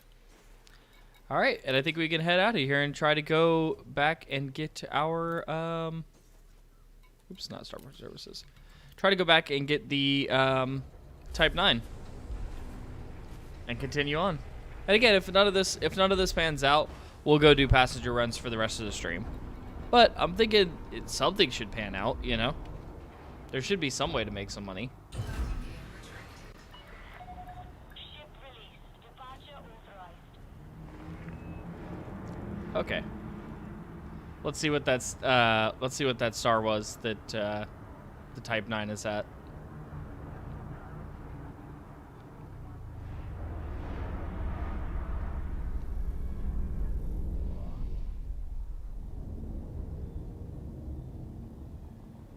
Okay, it's a Nesgan, so that's where we're headed.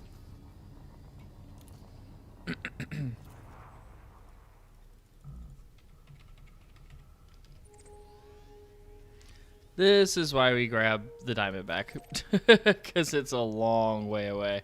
Let's see how many jumps this is. See, only 5 for the Diamondback. That's why we grab it. This thing's like a little grasshopper. It just jumps all over the bubble. It doesn't care. It just gets you wherever you need to go in a second. And then you can pay a little bit of money to have your other ships transferred without any headache at all. It's fantastic. You have left the no-fire zone. Safe travels, Commander.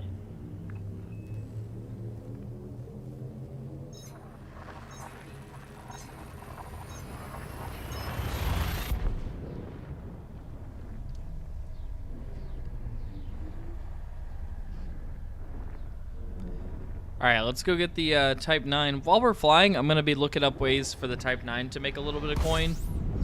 So, yeah, I think that's what I'm going to do. So that way we make the most out of this trip.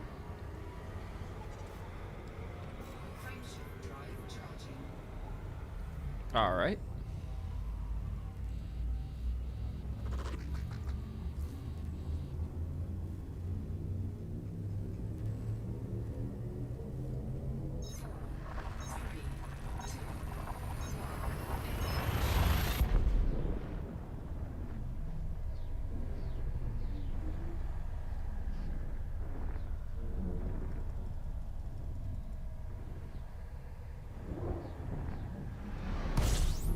Okay, I'm going to try to find a route from a Nesgan, kind of going back to Sol, because I want to go back to Dwamta and see if I can actually make some money there like I was yesterday. Fuel scamping. Frameshift drive charging.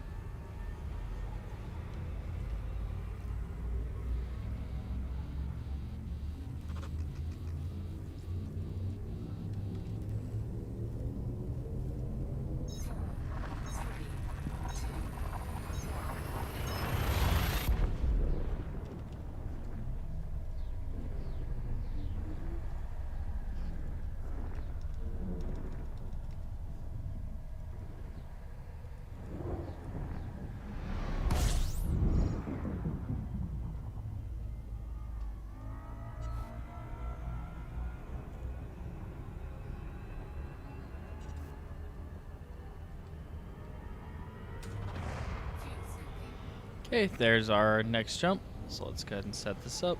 Good to go. Frameshift drive charging. Perfect. Okay.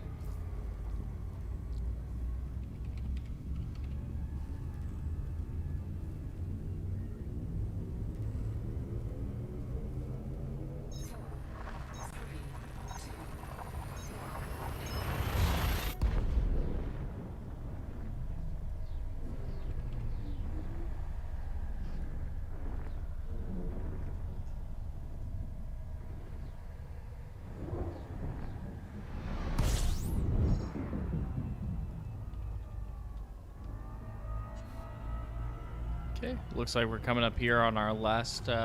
Fuel scoop disengaged. Cool. Frameshift drive charging.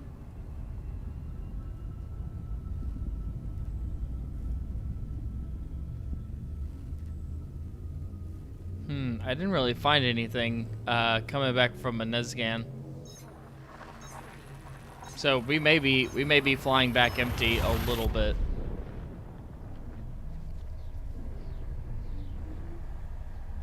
Man, this is a lot harder than it was yesterday.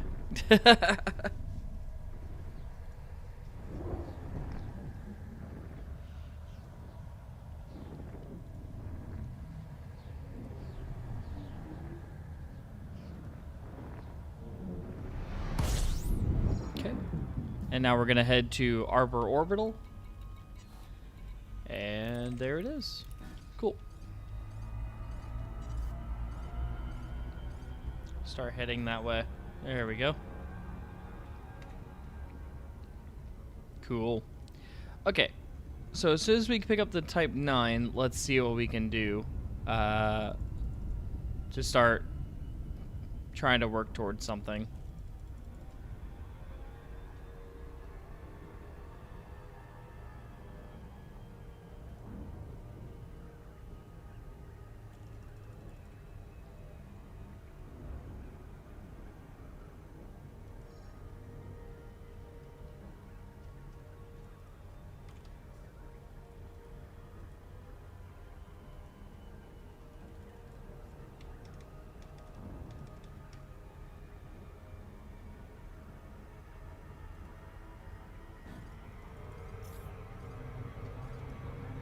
Oh, hello. Ooh, are we gonna be able to make it? It's gonna be right around the backside of this planet here. Man, that was tricky. This is a tricky station to get into. Here we go. Now we'll make it. Cool. Now we'll make it. Wow, that was a tricky station to get into. It was tucked in around behind those planets.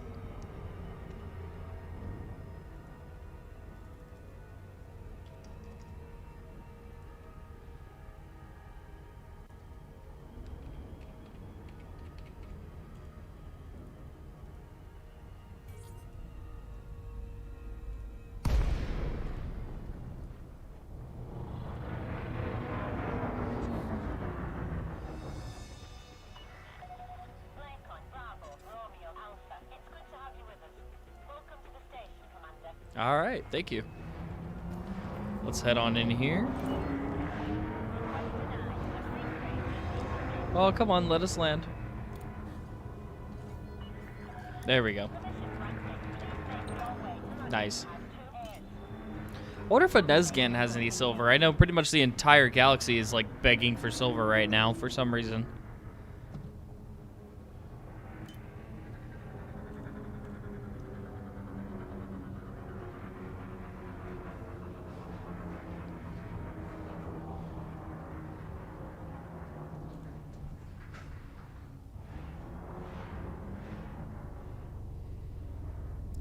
Let's head in here.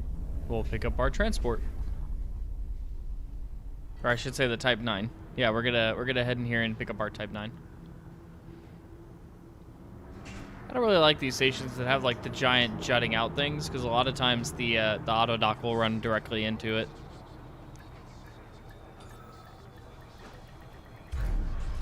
All right, we made it. Go in here to Starboard Services. Oh, that was a cool symbol. I like that. Okay. Grab our Type 9. Since we're all the way out here.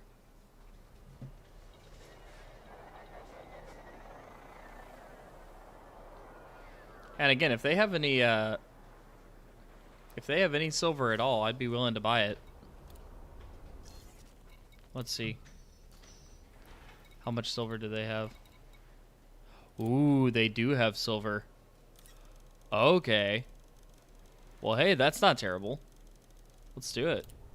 Cargo hold at maximum capacity. Awesome. Okay, let's get out of here. I think we're gonna head on to Elska is the next star that we're gonna head to. Right over here, no big deal. Let's see, how many jumps would it be? That's the fastest? Really? Holy crap. Gear retracted. We're gonna have to stop and get gas on the way. Jeez. How many jumps is that? 12? My god. Killing me here. Should be worth quite a bit of money, though. Should be worth quite a bit of money to go there. So. Shouldn't be too bad. Kind of make up for some of our blunders so far. Be on the lookout for any oncoming traffic, Commander. I don't see any traffic. Okay. Let's go. How many jumps do we have? 12? Oh boy, it's gonna be a trip, guys. Buckle up. Grab a snack. Feel free to move about the cabin.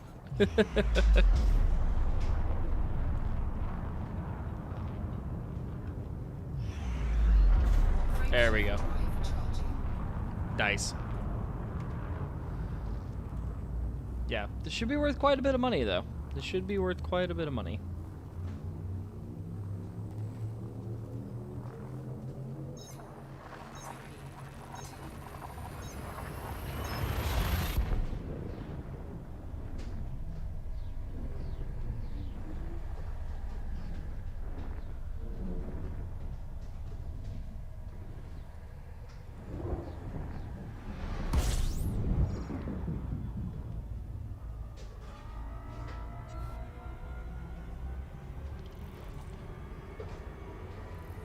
Frameshift drive charging. We'll have to pick up a little bit of fuel, but it'll be okay. Took me close to 60 jumps to get back from farming last night. Oh my god, dude. Jeez.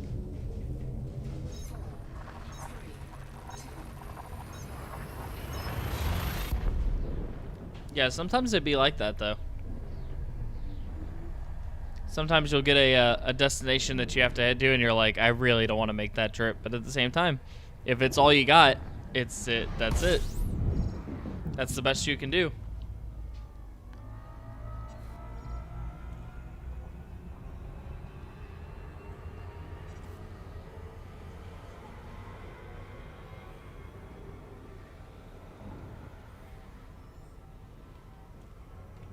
Frameshift drive charging. All right, I gotta be keeping an eye out for fuel as well. I don't have a fuel scoop on this ship, so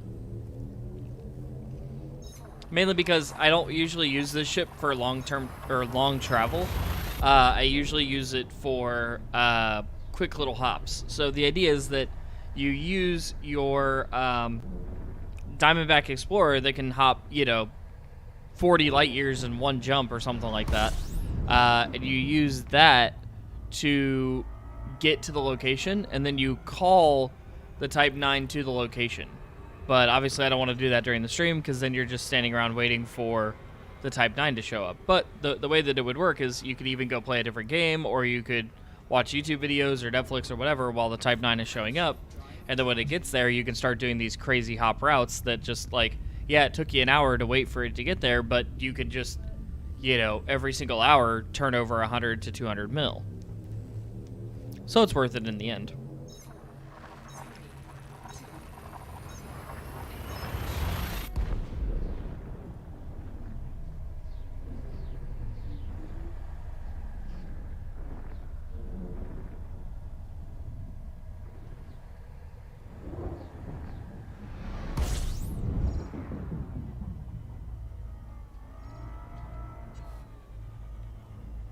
Alright, just gonna get turned around here. Didn't really want to crash into the star.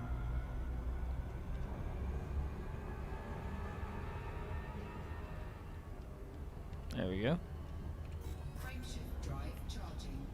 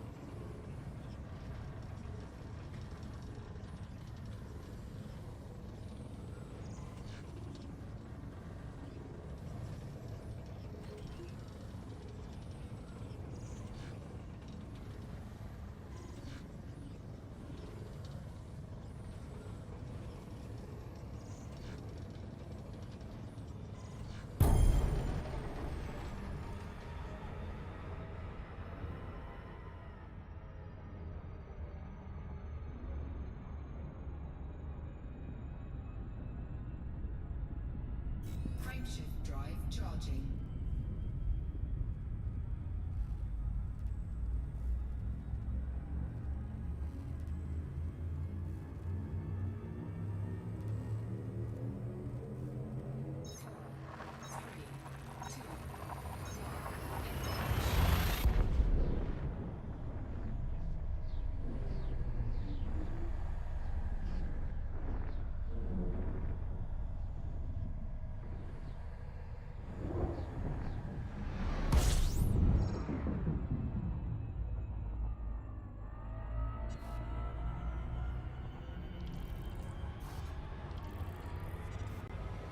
Frameshift drive charging.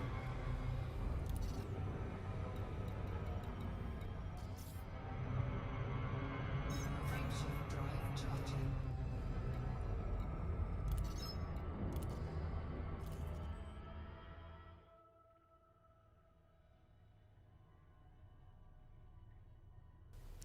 I think while I was distracted, guys, I think I skipped the system I was supposed to get gas in, so I actually may have to make a jump back to that system. Hopefully they have some large landing pads, because I see they have a couple refineries, but I need a pad that's going to support my vehicle. Oh, Burgess Base looks like it's going to be big enough to support us. So let's actually go back. It kind of sounds crazy to do, but we have to get fuel, otherwise we're going to be calling a rat, so I don't really want to do that. So let's go ahead and head back here real quick. Because it's that, or it says like the final fuel star, and I can't make that jump, so that's not going to work. So let's do this. Let's go here. Route unavailable. Oh no, did I already jump too far? Wait, are we here? No. Oh, wait. Are we here at the gold one? Tegadina. Is that where we are or where we're going? No, we're at turfing. Oh, come on, dude. Of course, there would have to be a pirate now. Okay.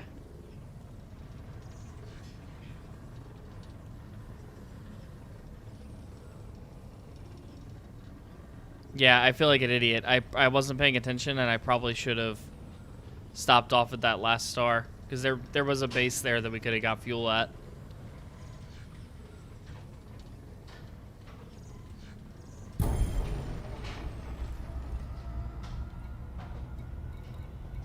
And I don't think there's anything here that we can scoop fuel from. There's a small settlement, but I'm not a small ship. I need a large landing pad. Resource extraction sites. Murdoch Vision.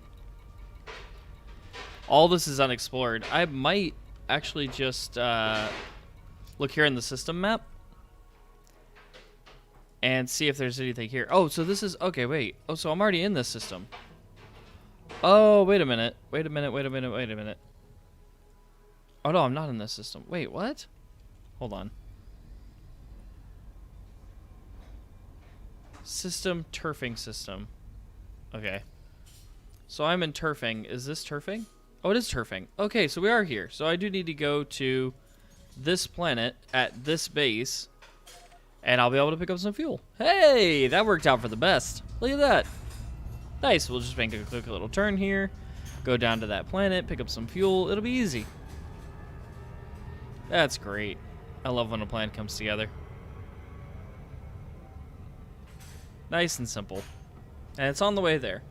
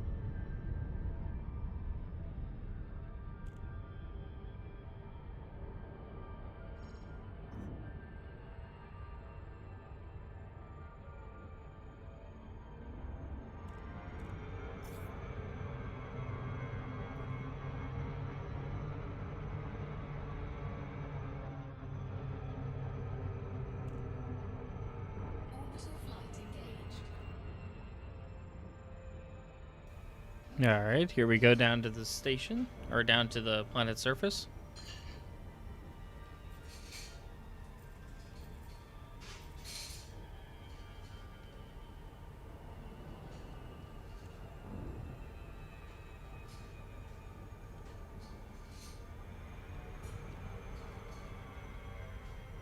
Alright, we should start gliding here in just a second.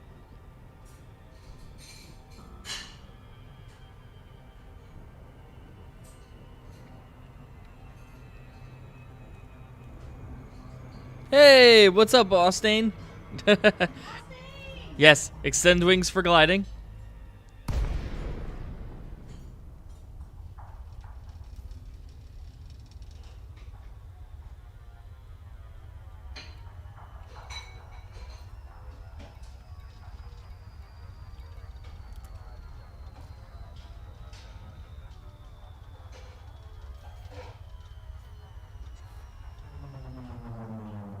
Alright, we'll go ahead and get ourselves turned around here.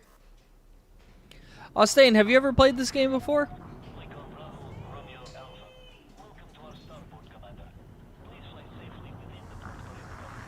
Oh, gotta watch for gravity. Oh boy. This planet's gravity is heavy. It's 1.75 Gs. Holy cow. Oh, okay. No, I just meant, do you have a copy of it? Because it was actually free up until the 26th of November. But yeah, it'd be cool if we played together, because me and Deimos have been playing together the last few days if you want to jump on.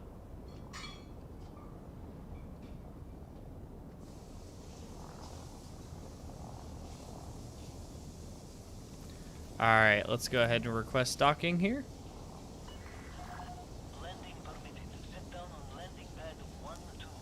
Landing pad 1-2. Okay, we're gonna have to look for that. I don't know this area that well. I haven't been to this space before. We're just here to pick up gas.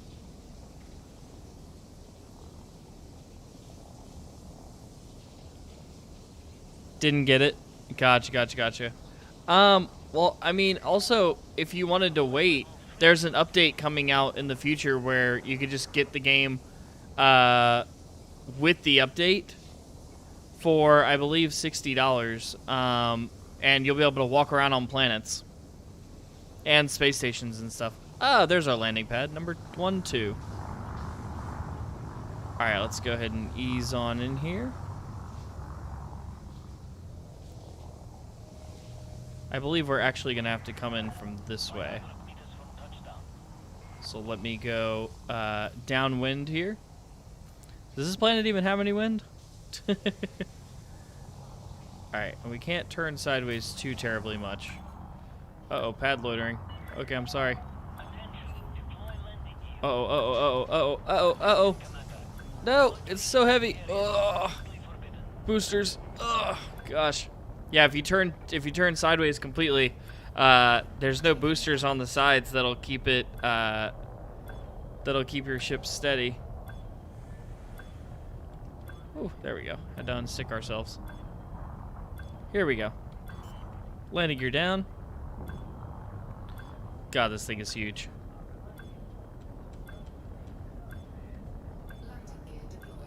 You got a new bike? Oh my god. Yeah, if you want, I mean, we could join up in a call. That'd be cool. Alright, and down we go. Ooh. Geez, set it down a little lighter, could we? I'm telling you, the gravity on this planet is intense. 1.76 Gs. Oh, we're actually just picking up fuel. That's all we needed from here. Blue Yeti Blackout Edition. Yo, you got a Blue Yeti? Wait, what did you get? Money bags. Did you get a bike or a mic? Mike. A mic? Mike. M-I-C? Yes. Fancy.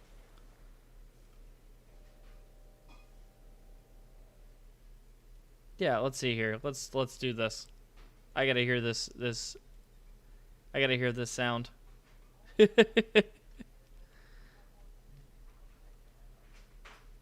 $130 later? Oh my god, dude. $130 for a microphone. That's what I said. As soon as you said Blue Yeti, I knew exactly what you were talking about. I was like, Jesus. It must be nice.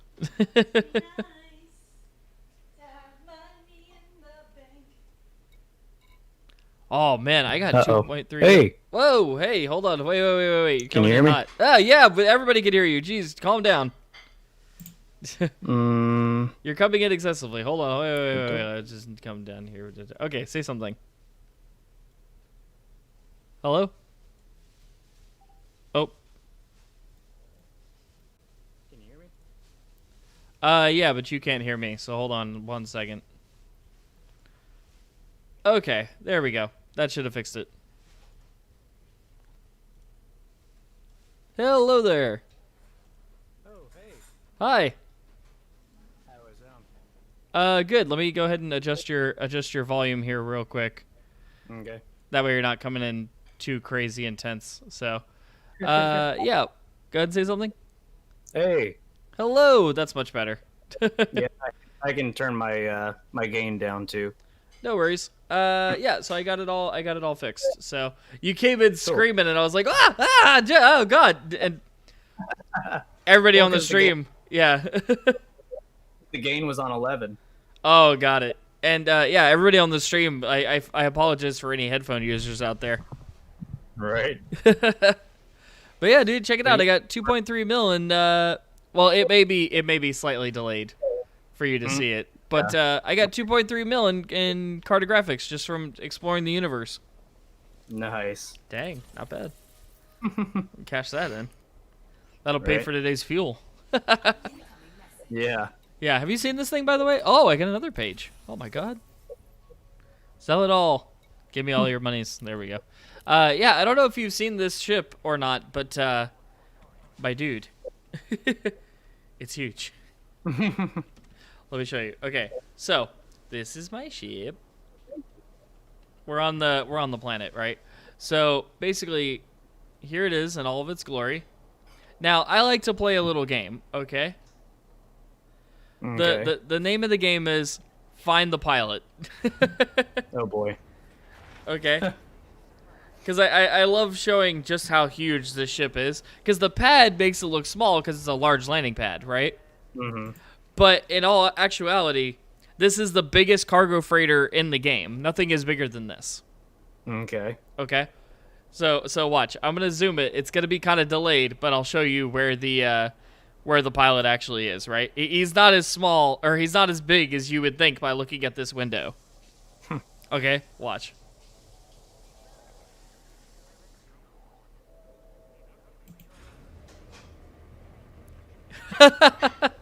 Jeez. Yeah. There he is. Wow. Oh, yeah. That's the size of a human person. Yeah. And by the way, there's other seats. So if you look here, there's the seat up top, right in the middle for the pilot, and then down below, there's actually 2 additional seats for other crew members. So where's number 1 and number 2? Number 1 and number 2? What do you mean?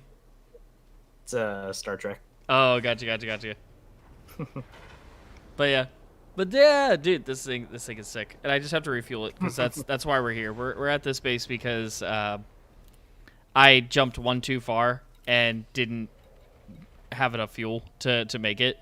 But now if we look at our galaxy map, we should be able to make it. But that's what I'm saying. So if you've got an extra $60 lying around after Odyssey, what we're gonna do is, I mean, you could either get the game now, but I don't know how much the game is. Because it was free. I couldn't believe it was free. And the problem was I started playing while it was free, but didn't realize it was free. Otherwise, I'd have been like, everybody, come play with me. This game is really good. I mean, I bought it forever ago, so I mean, I don't know. Of course I wouldn't know what it goes for these days. But yeah, if you wanted the game now, I'm on the website now. I'm looking at it. It's on the Epic Game Store, and it's also on Steam apparently. But I just have it through. I think I have their Epic, but like you can port it over to Steam too. So, well, actually, if it's on Steam, Yeah. well, I did a restart, so my computer's not logged into Steam, so we're not going to do that. Let me see here. Just want to find out how much it is. Oh, hey, can you still hear me? Yeah, I can hear you. Okay, I had to switch the output on the microphone so that you're not coming through my desktop speakers. You're coming through my headphones plugged into my microphone. Oh, that makes sense. Yeah.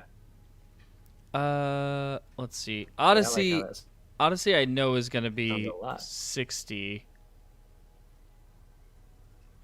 Yeah, it says available early 2021 is when Odyssey's coming out. So I would almost say if you wanted to jump in with us, because your computer could definitely handle it, but Yeah. yeah, no problem.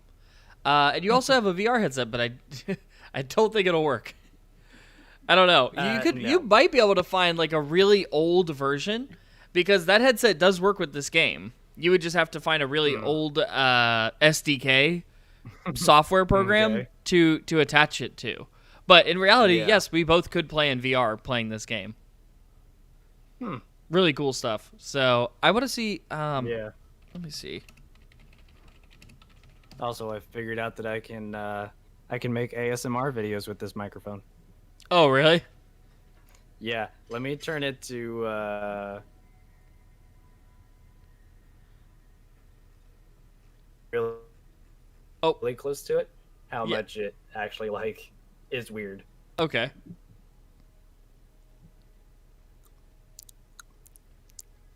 I don't like that. I don't like it. Take it away.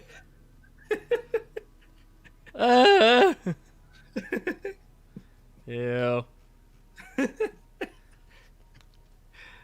Oh, and I have left and right channel on this too. That's So if I talk nasty. into the right side of the microphone, I can hear it in my right. Uh-huh. And if I talk into the left side, I can hear it on my left side. Oh. I don't know if the viewers can hear a difference, but I don't even know if you can hear the difference. I don't know. So apparently it's $5 on Steam right now. Hold up. You know what I mean? Because instead of waiting until quote unquote early 2021, which might be even like March or summer, you know what I mean? Like to get Odyssey for 60, you might be able to pay $5 and play today, and then get then we'd both have to pay 60 because Odyssey just makes sense. And again, I'm gonna buy Odyssey because again I haven't bought the game in a billion years, but I'll see if it's worth it. If it's not worth it, then I'll just be like, no, just buy the base game or just have the base game. You know what I mean? Right. And it's good to go. But yeah, $5 is $5, dude. That's nothing. But that's okay. I'm afraid that's the base game without Horizons. Horizons gives you the planetary landing. Like right now, if you look, I'm on a planet. Right. So what's the point of you buying a $5 game and going, oh, I can't follow you down to that planet. I don't have Horizons. Yeah. You know what I mean? Like, then what was the point of buying the game if you can only go station to station? Which was the original game. That's actually all the game was station to station transfers. That was it. It was pretty boring back in the day. There's been a lot of quality of life improvements since then. Yeah. It's been really nice. But no, I mean, I'd be interested in having you play. I'm gonna price it out here real quick and make sure that what I'm saying is actually true. But if it is, would you be interested? Maybe. Baby. Maybe, baby. Maybe. Baby, baby. Merper. Okay. Buy Elite Dangerous. Let me see here. How much would it be? I guess Steam.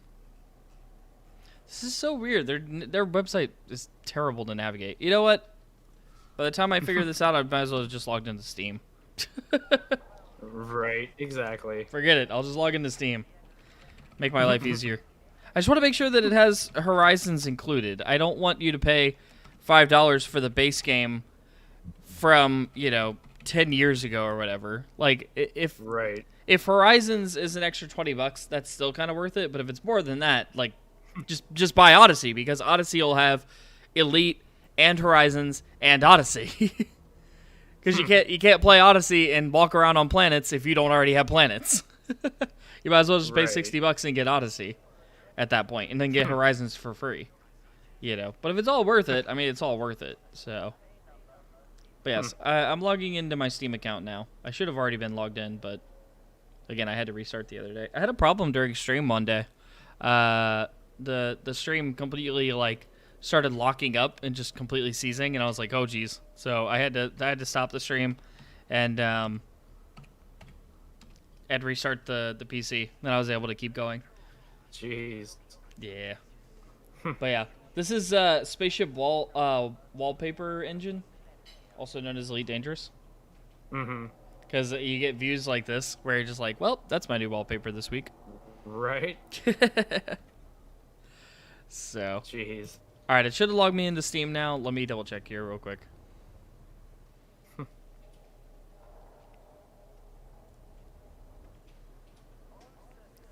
Come on, open Steam. Because again, if you could jump in with us, that means we could have a wing, dude. Like me, Deimos, and you, you actually make more money in the game if you have more people doing the same task as you. Like the more people you have, the more money you make. Yeah. So it'd be cool. Like, I mean, it'd be a lot of fun. Not to just say that, like, oh, come play the game with me so I can make money. Like, no, it's come play the game with me. Because games, like, Right. because it's fun as heck and heck. Okay, Steam, I'm gonna need you to open like right now. Don't make me task manager you and have to close the Oh, bootstrapper. boy. I'm not doing it. I'm not. That's right. See. Bootstraps. You start you start talking dirty to it, and all of a sudden it opens. You're like, not a bootstrapper. Don't end my task. Dude, that'd be such a funny animation. Have the guy, do what you were just doing, and be like, hey, if you don't listen up, I'm gonna bootstrap you. And Bootstraps. and then you and then you open the task manager and you end the task, and the game comes back and it's like, I was working on that. Jeez. Let me go into the store here and see. It's just, why is everything so slow? Stop being so slow. Steam is being really, really slow for me today. Ah, here we go. Okay. Come on. Don't end my task, bro. Don't end my task. I know, it's doing it on purpose now. It's sentient. It knows what's up. Wait, now it's saying $29.99. What is happening? Is the game on sale or not? Bruh, and this is Epic Games. This is the same people that made GTA. Oh, wait, no, that's Rockstar. What? But it's on the Epic Games Store. I don't know. Whoops. But yeah, apparently on Steam it's $29.99. But I guess if you get it through Epic Games, don't make me open the Epic Games launcher. This is what I hate. See, this is the future of the internet, and it's gonna suck. Okay, I'm gonna call it out right now. And in 10 years, you guys come back to the stream and be like, "Dang, he was right." But it's gonna be okay. We could already see it, right? There's gonna be a platform for everything. Okay, there's gonna be a platform for like single games. Like you're gonna have an account with the platform just to get a game.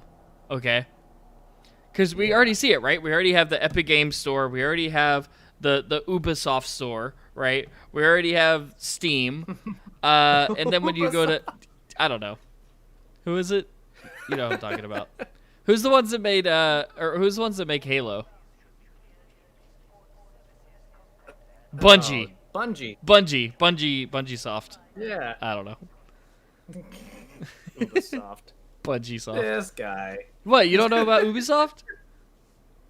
Oh no, I know about Ubisoft. You know what games Ubisoft made? Oh yes. Yeah, dude.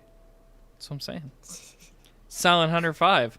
ever heard of it. No, I'm kidding. Anyway, no, more like Assassin's Creed. It's like the entire Assassin's Creed series. Okay, Yeah. so let me see here. Yeah, so Elite Dangerous. All right, I'm really confused now. Elite Dangerous is also $29.99 on the Epic Games Store.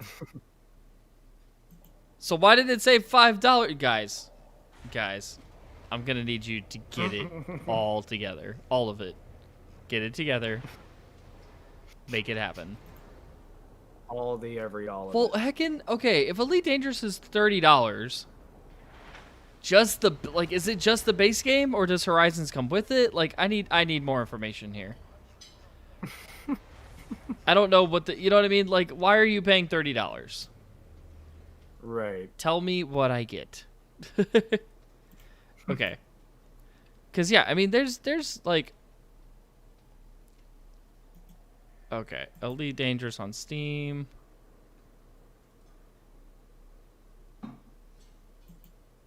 Yeah, as of November 19th, 2020, Elite Dangerous was free on the Epic Games Store. Of course. As part of like the Road to VR pack. Oof. Okay. So, I don't know. Like, it doesn't make sense because like Elite Dangerous is 30. Oh, okay, here we go. Horizons. If you want to buy Elite Dangerous Horizons, how much would that like? Is that another pack? Like, do you have to buy all the pack? Bruh, their website doesn't make any sense. I don't understand any of it. It's all in European. It literally says like euros. Oh boy. It is. It's like if you want to buy it, it's in euros. All right, Horizons. I don't even know what the Beyond. What is Beyond? I must have missed that update. What is Beyond? Advances the ongoing player-driven narrative and introduces dozens of game-changing upgrades and enhancements. Whether you prefer to trade, fight, or explore, this third season of content is available free for all Elite Dangerous owners. I don't even know what I missed. It didn't tell me anything. Yeah, it literally says game-changing upgrades and enhancements. What does that mean? I don't know what that means. I don't understand. Odyssey's gonna be good though. Let me see what Odyssey is. Disembark, Commander, and leave your mark on the galaxy in Elite Dangerous Odyssey. Explore distant worlds on foot and expand the frontier of known space. No idea how much it's going to cost, but we can imagine it's going to be $60. So, yeah, if you want to buy Horizons... Okay, Elite Dangerous Horizon brings planetary landings to the Elite Dangerous Galaxy, together with weapon crafting, ship-launched fighters, multi-crew co-op, and much more. Put wheels on the ground and explore the galaxy up close. This second season of content is free for all owners of Elite Dangerous. Got it. So, basically, you pay $30, right, to get Elite Dangerous today, and you get Horizons and Beyond for free, but Odyssey is going to be the next paid upgrade. Make sense? Gotcha. Yeah. So, I don't know. I don't think you want to pay $90. Uh-huh. You know what I mean? Because it would be $30 today to come play with me right now today, or you just wait. We find out if Odyssey's even good, and then you just come in and join for Odyssey in like a few months for $60. Because it's gonna be $60. Right. I'm gonna have to pay $60. You gotta pay $60. Deimos is gonna pay $60. Like, it's just gonna be what it's gonna be. But you'd rather pay for Odyssey for $60, but you get the entire base game with it. Right. Right. So, now, granted, if you could have picked up the whole stinking game for free, because Horizons Beyond and Elite would have all came together for free. Like, dang it, Yeah. we missed it by a margin. Like, we missed it so close. And I don't know why I just started playing it recently, but I did. And Deimos already had it, so that's what I'm saying. It would have been a great time to get it for free, but that's fine. Yeah. Oh, well. I know Squiggle has an account that he's not using. That could be a thought. But then again, it's not your account. Yeah. You'd be grinding his account. Right. So if you're going to do it, you might as well get your own account. You know what I mean? So, Yeah. We'll see. We'll see how it goes. But Anyway, okay, I gotta get back to my mission. I'm supposed to be going across the stars or something. Something like that. Something like that. I'm supposed to be going places and doing stuff. So let me do that. Ooh, it just got laggy all of a sudden. Oops. Alright, here we go. Ooh, it's getting laggy. Alright, let's start closing some of these things that I opened. I think it's because I started running Steam and the Epic Games launcher. Oh, jeez. Yeah, PC don't like that. There we go. Ah, butter smooth frames again. So. Alright, so where are we headed here? Looks like we're going to Elska. That's where we're going. Elska. Just where I've always wanted to go. Have you ever wanted to be there? I've wanted to go there since like at least a half hour ago. All the time, man. Yeah, I just where would I be without my Elska? Oh, yeah. Alright, let's jump out of here. Wait, you said Elska? Yeah, Elska. Isn't that the princess in that one movie? No. Oh. Is that somebody else? Nah, dude. Just let it go.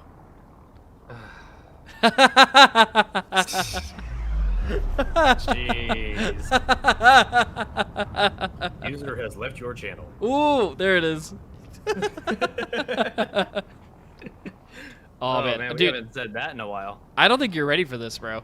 Okay, you ready? Oh, okay, watch this. Oh, wait, are we falling? Wait. Oh, junk. Oh, God, we are. Oh, Jesus.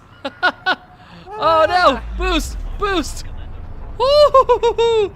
Dude, the gravity was so heavy when I turned sideways to get the snapshot, the ship started falling. You could see it in the smoke behind me. You see it? Yeah, I saw it. Yeah. I turned sideways, and because the boosters aren't very strong on that side, it straight up like just started falling back to the planet. Wow. So there's the city there behind me. This is the planet. Then you have this ring, and then watch this. Frameshift drive charging. We're about to jump away from all of it. Just like phew, gone. Yeah. It's cool to watch other people do it. If I see another ship that I think is gonna jump, I'll show you. It's so cool, dude. It's like Star Wars, where literally like you watch other ships just go pew, and they're gone Jeez. in like a split second. Yeah. And it's cool to know that when I do that, if someone were behind me, they watch me do that. Because it is a multiplayer game. Like, it's, you know, anybody could be anywhere at any time. Like, I'll just be at a station, like, doing trades or something, and I'll go to leave, and I'll see somebody else just jump out. But yeah, we won't see it till we get there. But we got about 5 more jumps. Yeah. So that's not too bad. Yeah, we're trying to grind for money today, but I might have to go do something else. It hasn't been very lucrative so far. Yeah. Well, it has been the last few days. I've gotten, like the title of the stream says, over 100 million an hour. Today, it has been dry. Just completely empty. Like, I'll get to places, and it'll be like, oh yeah, you could make 68,000 credits per ton. Okay? So imagine in real life if someone said, hey, I need a ton of this, and I'll pay you $66,000. You know what I mean? And this freighter, this ship can hold 784 tons of cargo. So you see what I'm saying? Yeah. I will pay you if you had a shipping company and you had a semi truck that could haul 784 tons of freight, right? Mm-hmm. Same difference. But someone said, I'll pay you $66,000 if for every ton you bring me. Wouldn't you want the biggest truck possible? You're like, I'll bring you a plane. Like, for that kind of money. Yeah. Yeah.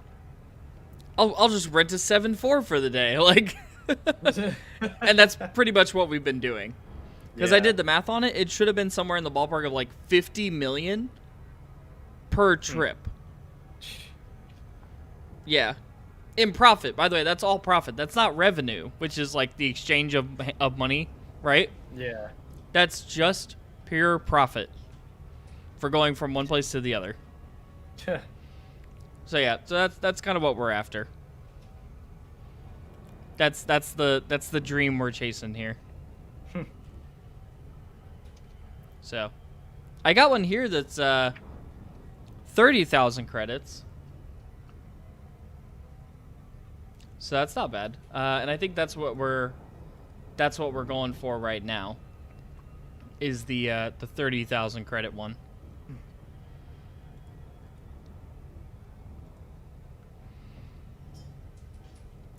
I have to make sure that the station that we're going to actually has the silver that it says it has, though. Gotta make sure. All these places have been completely dry of silver. They don't have anything. Okay, let's make another jump. Let's see. Metals, they have... It says they have 10,000 units of silver. I don't know how true that is or not. It says the last update for this station was 29 minutes ago. So as of 30 minutes ago, they had 10,000 silver. So I'm going to try to trust it, but who knows, man. It says it was updated 29 minutes ago.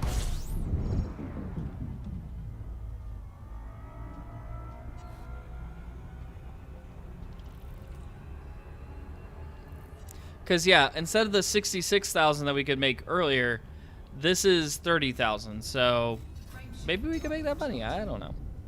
I hope so. I really hope so. That would be great.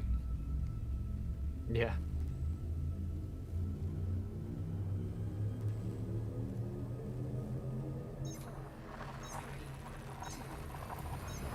Okay.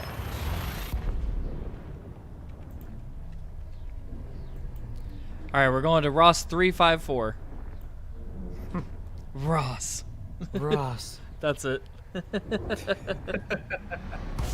I've been watching a lot of his Among Us streams lately.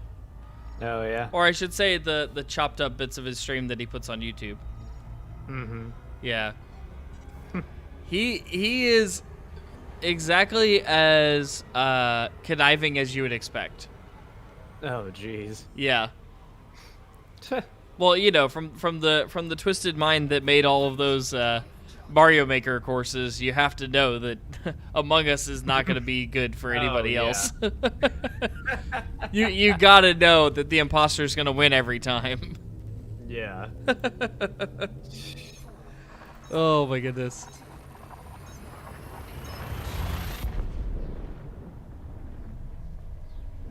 All right, I don't know. I'm gonna double check when we get to this next star, but I'm not sure how many more jumps we have to do. I'll have to double check. Let's see. Ah, this is it. This is our final jump. Just gotta get around this star. Oh, have you noticed the turn radius on this thing? It's crazy slow. Jeez, yeah. Like, you see how slow it is to turn? Mm-hmm. It's huge. That's what I'm saying. I really want to, like... I'm sure if you start a new account, you're going to start with a Sidewinder. And so it only has, like, 12 tons of cargo, a light jump distance of, like, 7. You know, a light year jump distance of, like, 7. Which is exactly what this jump is about to be. And it really is, like, I think the entire ship costs 10,000 credits. And, like, the whole plot of the game is that you would join, and you imagine being like a fresh high schooler or whatever that just got his first ship. That's how the game starts. Like, you're a broke person with a very small, very slow ship, but it's like your first trip out to the stars. You know what I mean? Mm-hmm. And you leave out of a station that you, like, grew up in your whole life, and you go out and explore, and that's basically the premise of the game. And then you work your way up. And so for me, that's where now I have a. I'll actually link you my my player account. It shows you like everything about like me as a commander from the beginning till now. And let's see. Yeah, here it is. I sent it to you. Okay.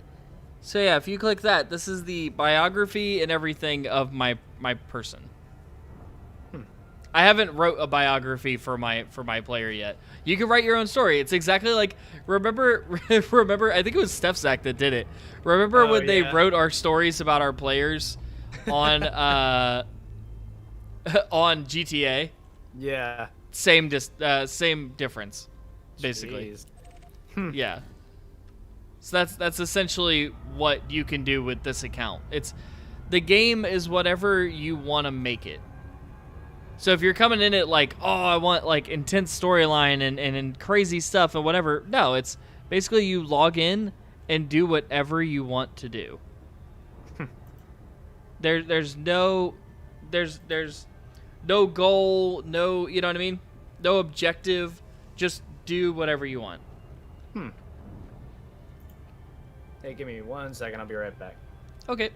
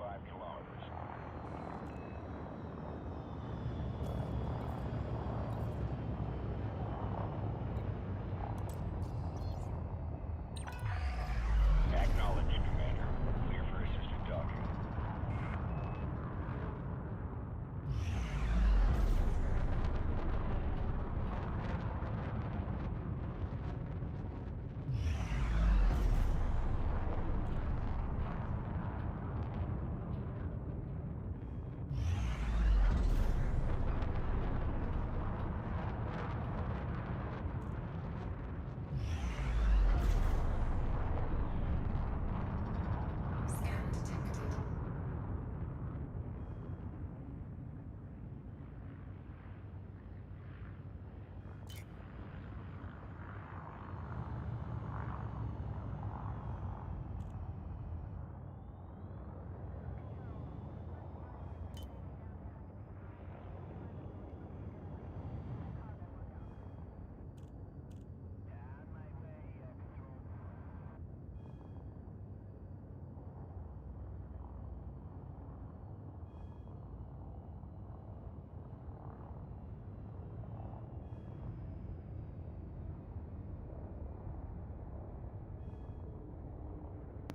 Okay, I'm back.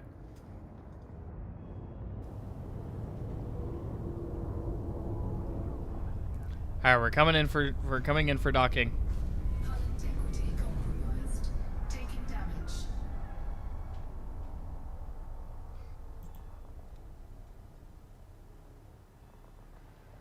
All right, looks like we're coming into land at docking pad 39.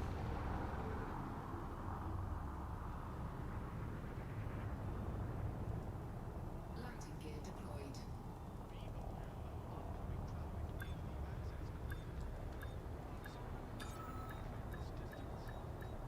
39A. 39A.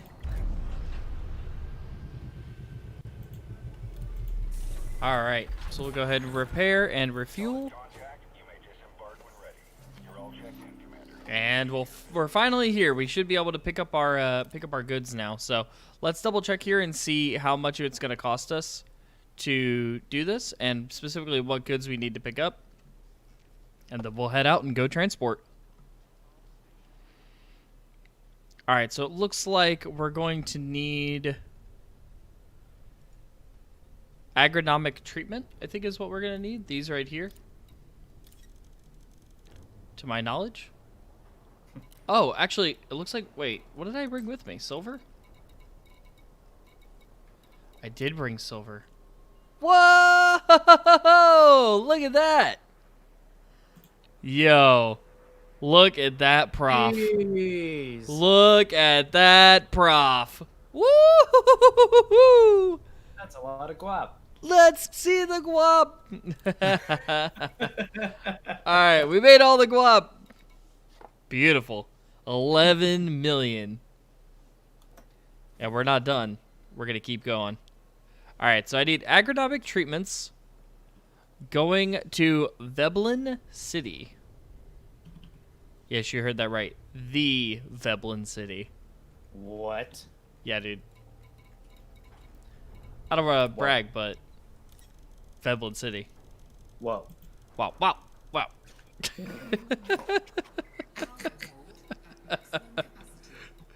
I don't know. I'm just making it up as I go along.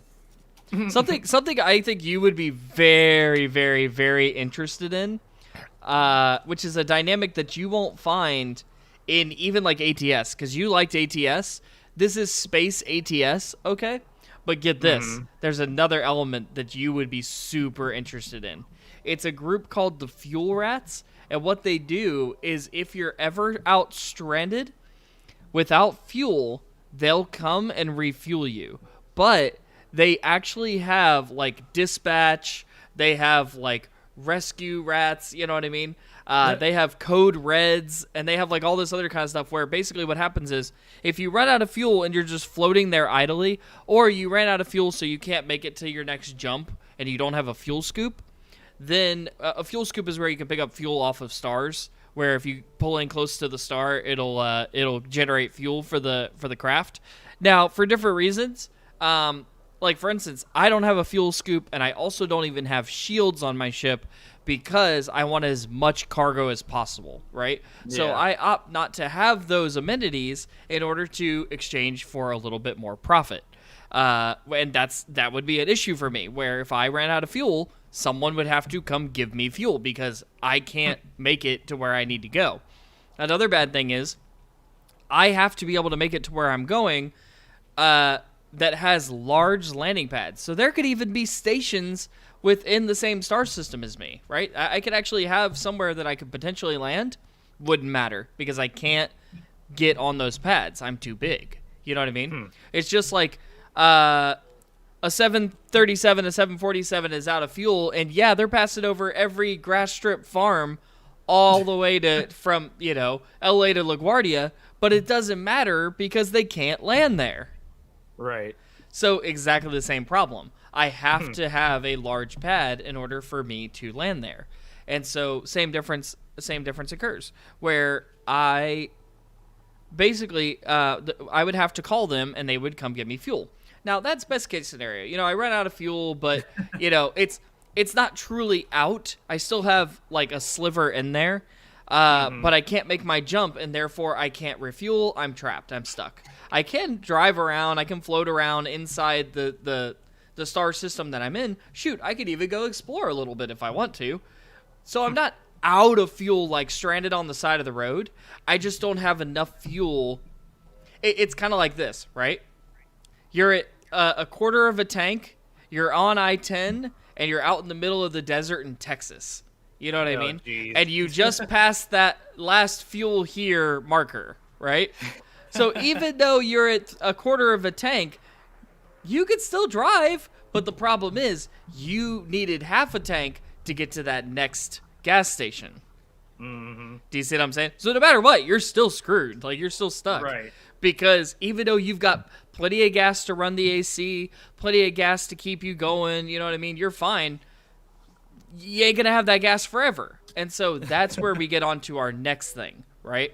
So what happens is if you actually hit empty and you are stranded on the side of the road, what happens is your systems in your ship, right, will start shutting down because they don't have any fuel. And that Right. will leave you in a code red situation where you are left on life support. What your system will do is it will shut down every other part of your ship to keep your life support alive. And depending on the life support module you have equipped, you may only have 4 to 5 minutes of breathable oxygen left.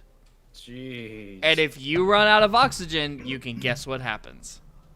Yeah. Yeah, so those are code red situations. What they have you do is they have you write down where your coordinates are and then log out of the game because your life support won't creep down if you're logged out. So that will allow rats to come visit you. Now, here's the thing, right?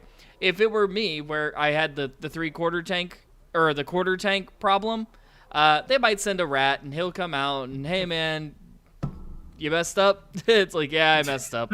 He's like, all right, no problem. He puts some fuel limpets into you. Fuel limpets are essentially like if he brought a gas can, but the gas can float through space and attach to my ship. Okay. So fuel limpets take gas out of his tank.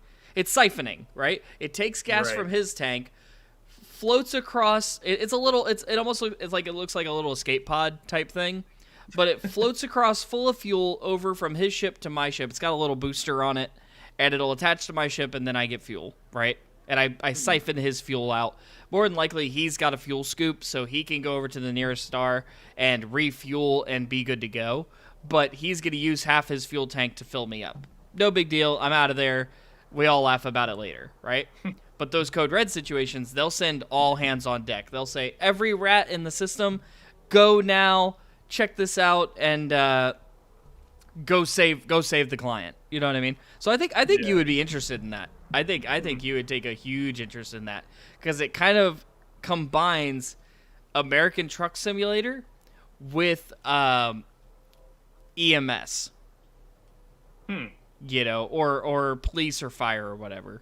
So Yeah. I think you would really enjoy that. Also, if you want more of the police side of it, you can do bounty hunting. So the game does have bounty hunting. You can equip your ship with like, you know, guns and rockets and all this other kind of stuff, and you could go out and you can hunt down bounties, whether real or NPC. So there are real players that have bounties too. Cardoom, he's one of our viewers. He was on yesterday and he was telling me all about how he met a pirate gang that he was hauling freight very similar to how I was. But what they did is they interdicted him. That basically means you're driving along through space, and you know they pulled him over. Imagine like a biker gang, right? They pull him over with guns, and they say, "There's 4 of us. There's 1 of you. You don't have any shields. If you drop 100 tons of cargo, we'll let you go. You have 20 seconds. Oh, jeez. And if you try to run, we'll kill you." And he said, "Well, I guess nobody's getting any car." They winged up with him, right? They sent him voice comms, so it's real people, right? And they were pirates, and that was their whole bit. Was like anytime a freighter came through that system, they would stop him and pull him over, and you know, shake him down and let him go if they gave him some cargo for money. If they didn't, they would blow him up, and they would get credit for killing that player. They would make some money for killing the player, right? Either you can give me your cargo or I'll take it. And they would take the exploded cargo, right? Because when you explode, your cargo goes and it just spits out all around you. And they could use limpets, which are collector limpets. They're not the same as fuel limpets, but they kind of act the same way. They just collect cargo that's floating out in space. They could use limpets, or they could go collect it themselves through their cargo hold. So, or through their cargo scoop. There's a cargo scoop that will scoop up cargo. But they could either do that, or they would say, yeah, basically you give us your cargo or we'll blow you up. And what Cardoom told me, funny story, dude.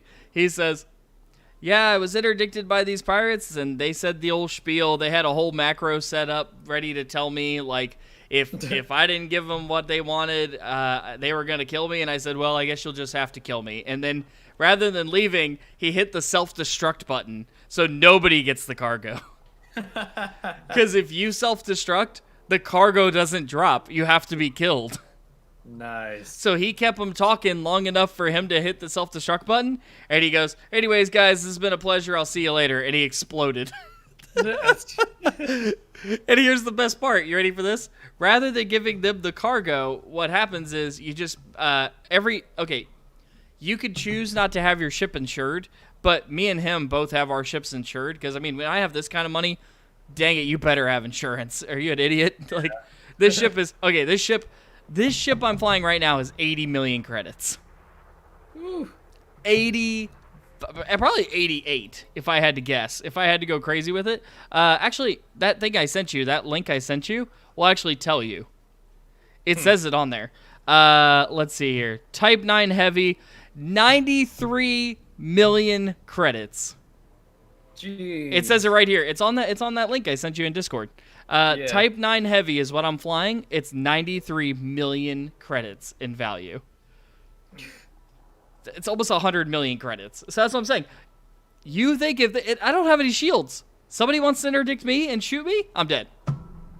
Yeah. I'm a sitting duck. I am waiting for somebody to kill me, right? Like that's literally how I've outfitted the ship in exchange for, like, I would have made 50 million in one trip, you know? So it's kind of worth it. You know what I mean? Because, if I make 5, 10, 20 successful trips and then get blown up, it was worth it. And then the rebuy cost, and that's what it is because I'm insured, if I look over here I believe it's under this little house tab, the rebuy cost is only 4.5 million.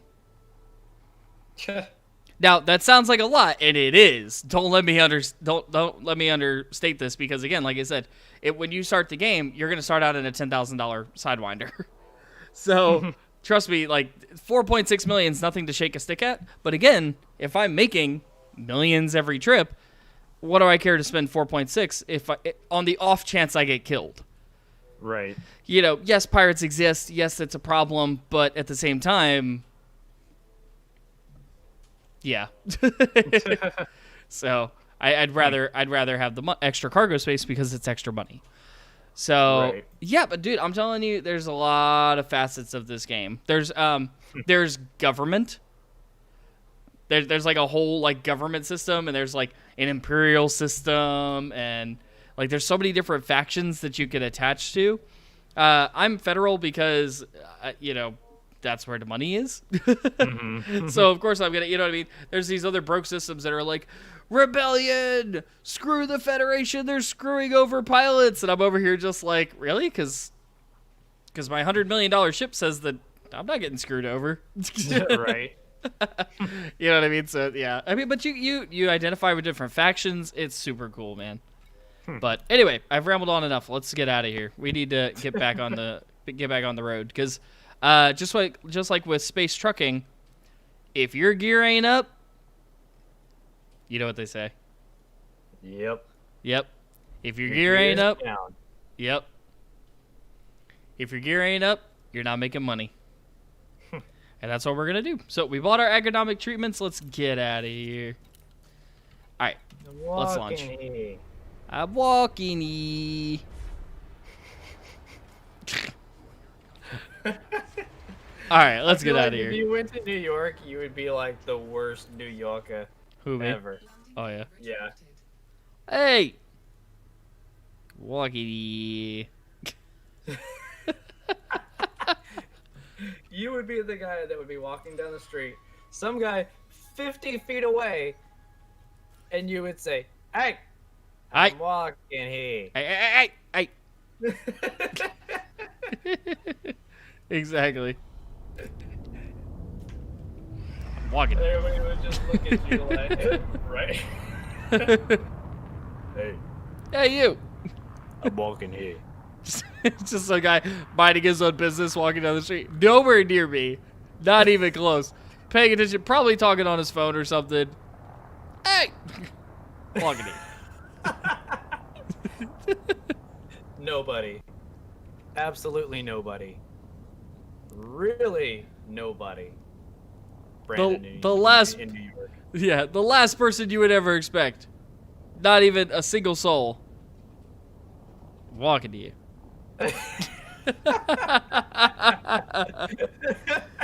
Oh. You would be that guy. Yep. Absolutely. Every time. Hey. Walking. You would be the guy that says, "Hey, walking here," and the other guy next to you would be like, "Hey, I'm walking here," and you just have a war back and forth of "I'm walking here." Oh yeah, just the utmost walking ease.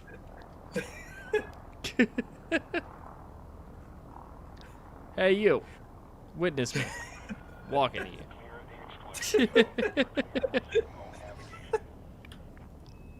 Do you observe my function right now? Do you see what I'm? You see what's going on here? I'm walking.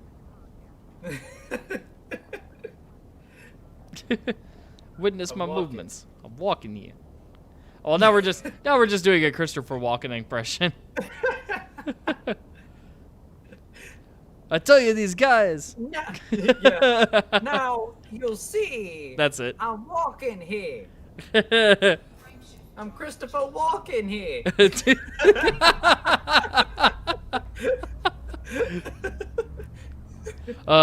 Do you not see that I'm walking here? Christopher Walken. He goes into a pizza shop, and the employees are like, "Hey, I think Christopher Walken here."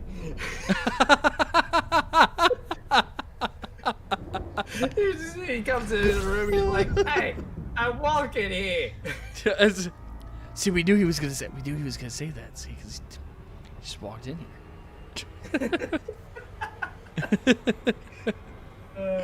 Oh man. Drive charging. Walks into a Subway. Hey, can I get a foot long sub? Walking to I don't know.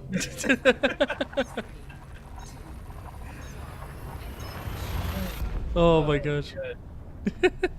That was really good. Thank you for that. You're welcome.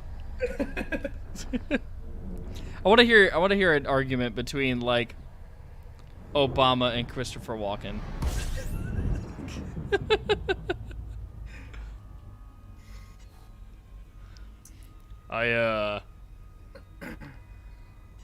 Yeah, no, I know what you're trying to say. Oh, really? Yeah, what you're trying to say is you walk in here. I don't think Obama could even say that. Right? Like, I don't feel that that's even in his. What, that he's walking here? Oh, pirates. Uh-oh. Pirates. You should Oh, tell boy. him you're walking here. Hey, don't you see me? Witness me. Walking here. Oh. No, I mean he probably wouldn't be able to say it because it'd be something along the lines of like, hey, you know I don't have to walk anywhere because Because I'm the president. Well, I was the president. I was the president before, like, well, a couple terms ago. Go, Joe.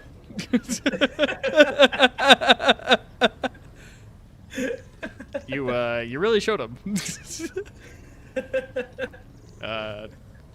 We're gonna do America great. I mean, make America. I don't know. What was it saying? Hey, Michelle. What? What was that saying again? Well, I'm gonna tell you what we're gonna do. We're gonna be walking here. Oh yeah. Well, I don't really have to walk anymore, but boy, I sure used to. Back when I was the president.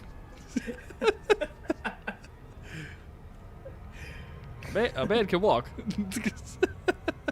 Here. Here. Oh man. Oh.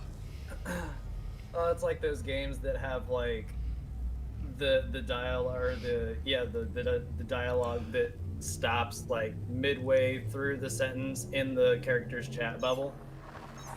Oh yeah. And then it's got Christopher Walken and Obama. It's like, hey, you see me?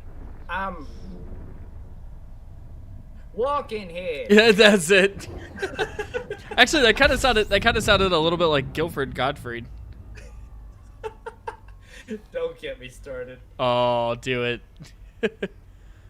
I'm walking here.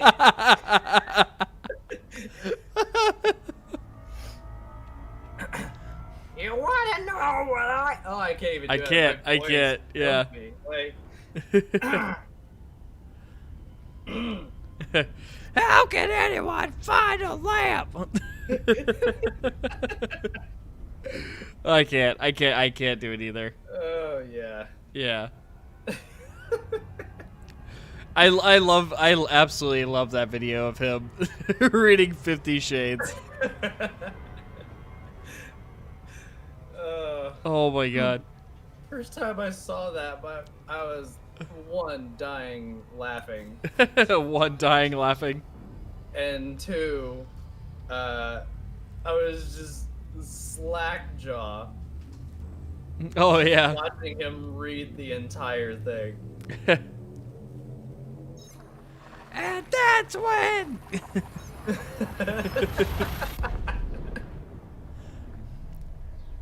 Oh god, I can't even. I don't know if I can quote that video on this show. I wouldn't. It's really terrible. Yeah. It really is, but it's hilarious. Like I'm trying to think of like some of the safer phrases that he used, but man, Right. there aren't any. I got nothing. Yeah. Yeah. Oh, I'm trying to. Oh my gosh. And he slid his hand down my back. Yep, that's it. That's probably the closest impression of him you're ever gonna get out of me. It was extremely intense. But boy, was it erotic. Like, that's all I got. That's the best I got. That's as far as I'm going with it. Oh. It's so good. It's so good. Oh man. Oh. So I guess you're Christopher Walken here. Yeah, exactly. There was something like I swear it was a Jacksepticeye video where he was talking about bad Irish accents. Oh gee. And there's a movie of Christopher Walken trying to do a bad Irish accent, and it just sounds like Christopher Walken. Like he tried so hard to really like nail the role, but all you hear it's him. Yeah. Like he's supposed to play like the at this point he should be like the mob boss, you know what I mean? The one that's sitting in the Right. chair. You know, because I don't think he would be like the gangster these days. I think he would be like the lead boss. Right. But man, like then when he tries to portray other roles, all you hear is him. Yeah. It literally like at the end of every Christopher Walken movie, it might as well just say like it'll be like Adam Sandler as Steve. Keira Knightley as Shania whatever. You know what I mean? And then, like, Christopher Walken as himself. Himself. Yeah. That would always kill me. I'm like, man. Or like, what was it? Happy Gilmore Oh, yes. with Bob Barker. Oh, Oh, jeez. I love that movie. that one's so good, too. Oh, man. What was the guy's name that kept getting eaten by an alligator? Oh, I don't remember. Oh, It's I been wish I so knew. long I've seen that movie. Yeah. It's like his coach or whatever. Yeah. Yeah, and he has like an arm, but his like arm is like he constantly keeps getting in fights with like golf course alligators. Yeah. Yeah. And I'm trying to think of what the antagonist name is in that movie too. Yeah. It's like Skipper something or Shooter McGavin. Gotcha. That's it. Is that? Hold on. Yeah. No, he's exactly who you think he is. Okay. And I swear he's the bad guy in George of the Jungle. I think What? he is. If I'm wrong, well, I guess I'll just be wrong. Oh, please don't tell me I just ran out of fuel. Uh-oh. Oh, after I was giving that whole explanation of, Whoops. yeah, hold on. Let me see here. There's nothing out here but an asteroid belt. Gosh darn it. I knew it. Hmm. Oh, man. Yeah, that is who I thought. Who'd you think it was? Isn't it LeVar Burton? Is it? I have no idea. The guy that gets in the fights with the gator?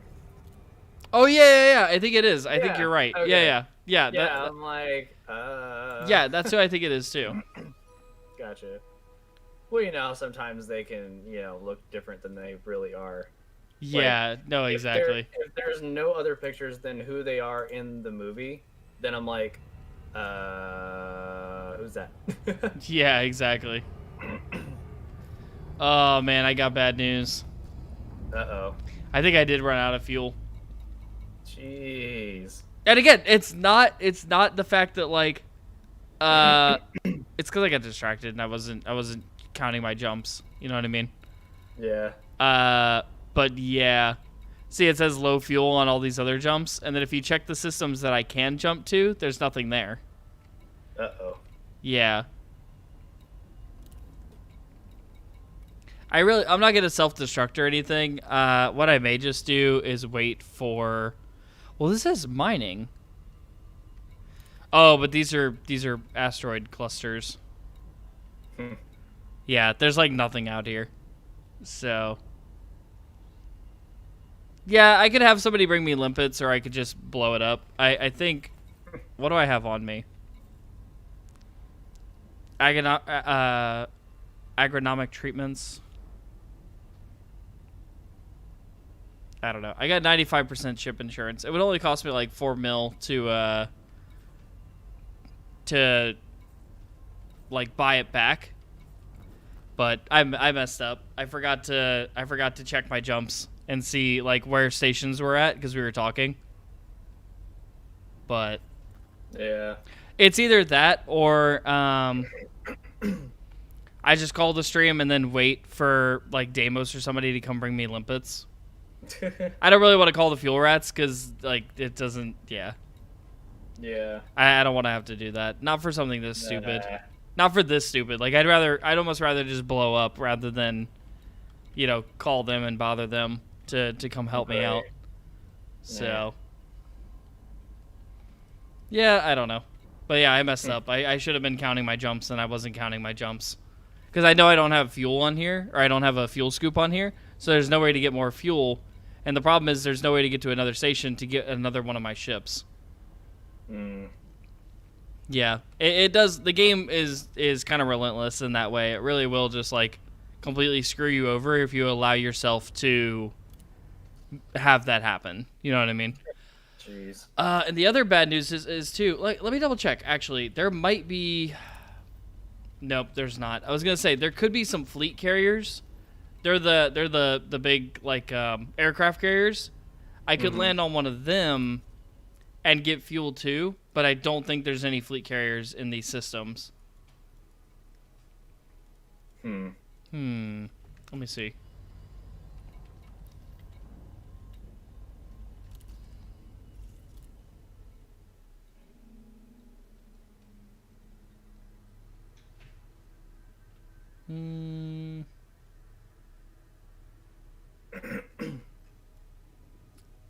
Let's see here. This is the only other sector out here. It's the TAM B83 and B82. So I'm at B82 and this is B83, but I don't think they have.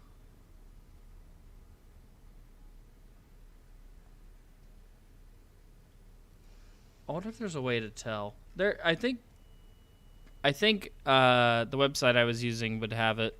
So let me double check. Let me see if there's anything. I know there's not any fleet carriers in the system I'm already in because they're not popping up. But maybe there would be one that I could jump to that would have it, you know? Yeah. Let's see here.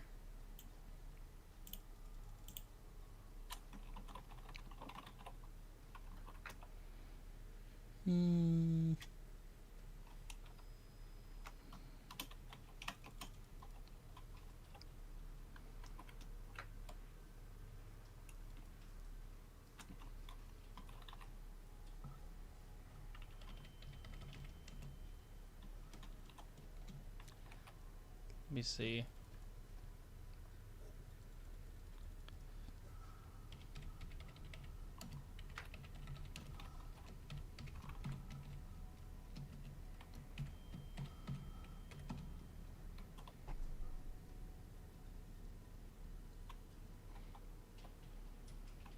Traffic 21 plus ships in the last 24 hours. So 21 ships have passed through the system in the last 24 hours, but there's nothing here. Let me see.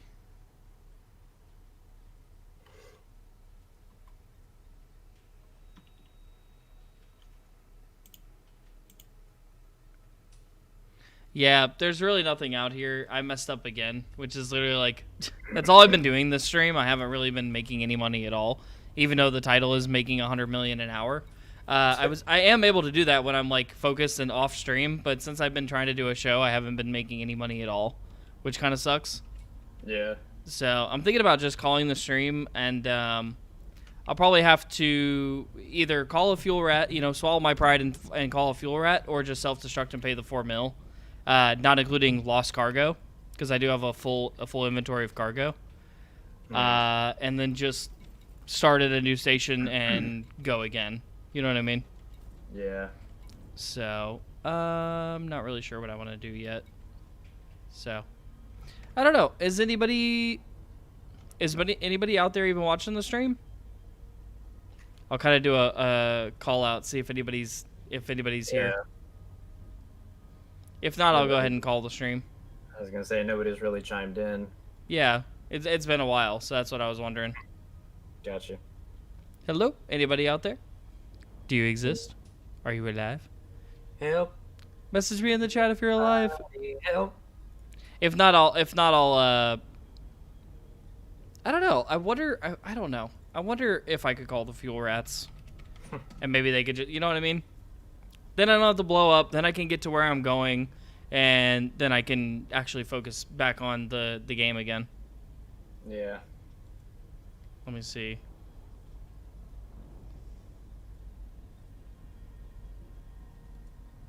Let's see. Commander name.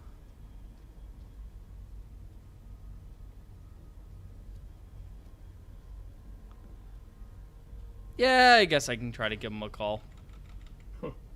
Let me go ahead and drop here. Drive charging. Oh, I don't want to go on to the next area, because I'll be on like emergency fuel at that point. So what I could do is just drop here, and so now I'm out in regular space, right? Like we were cruising at like 30 million meters a second, right? At the slowest when you're doing super cruise. But now I could just kind of sit here and chill. So this will be a good example of like what this system is for and why these folks exist. They don't actually charge anything. It's a free service. They basically say, in a way, they say that the universe pays them because they discover different planets and stuff on their way here, and that's how they make money. So earlier, remember when I sold that like 2 million credits for discovering planets? Yeah. That's how they get paid. But they don't get paid directly from the commanders. So if I just drop out here and hang out for a minute, I can call them up and see if they can send somebody out to do some fuel. It may not take too long. Then we can see them in action, you know? Yeah. But yeah, so what I am doing right now is I'm on the Fuel Rats website. All you have to do is type in your name and the system that you're in, which is Hyades Sector TA-M B8-6. And we're on PC, and I don't have an emergency. So let's go ahead and connect in here, joining channel. Okay, and now we're in a chat with the Fuel Rats. It looks like there's 12 Fuel Rats online right now. Okay, incoming client, brand 214. O2 is okay. Please exit Super Cruise and come to a stop. Keep life support on. And disable all other modules you can disable. You can't disable them all. Instructions available if needed. If an oxygen countdown timer appears at all, let us know right away. Okay. And then it looks like they're going to start dispatching somebody to us. Yeah, so. Yeah, it looks like Caleb, Doom, and Toby are on their way here. Toby is now known as Rat 38356. Like, I'm getting an update now on what it is.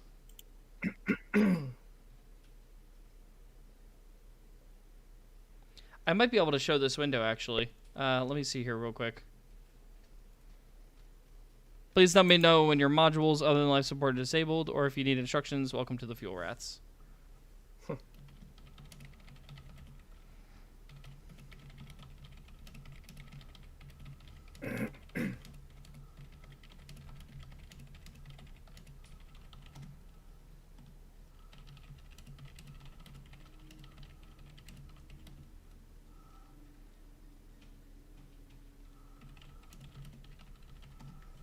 I said, hey friend, no rush, plenty of fuel, just a Type 9 unable to make my next jumps. Plenty of fuel with systems on, just no scoop.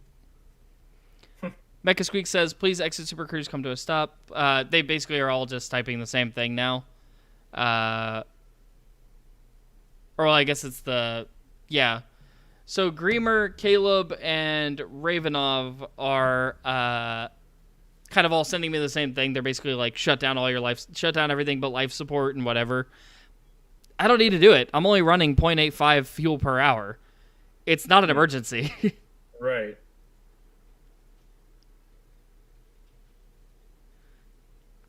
Thanks, Brand 214. When you have your modules prepared, we can proceed. A rat is ready already. I said, awesome, thanks, guys. Again, I don't...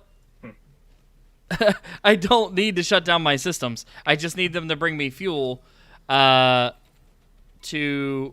jump to my next jumps. But what they want me to do is turn off thrusters, turn off... I think I'm going to keep my power distributor on. I can turn off my mining lasers because I'm not going to run those.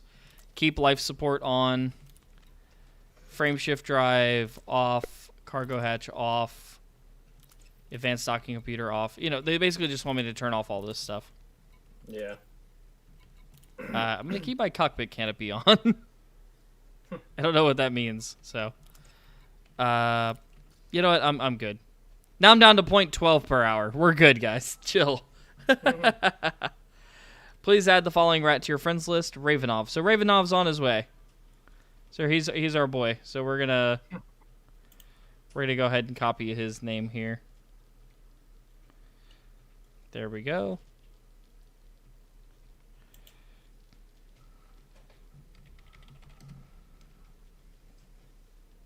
Cool.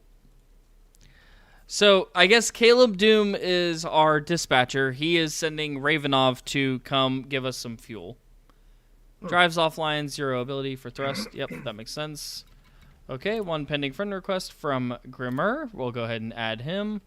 And then we also need to add Ravenov. So let's do that here real quick.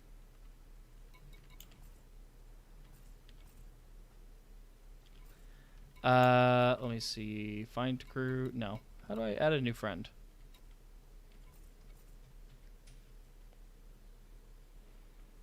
To send a friend request, go to menu. Oh, I have to hit escape, then click social. Okay, got it.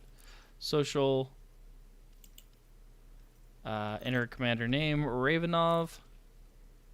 There he is. Add friend. Awesome. Cool.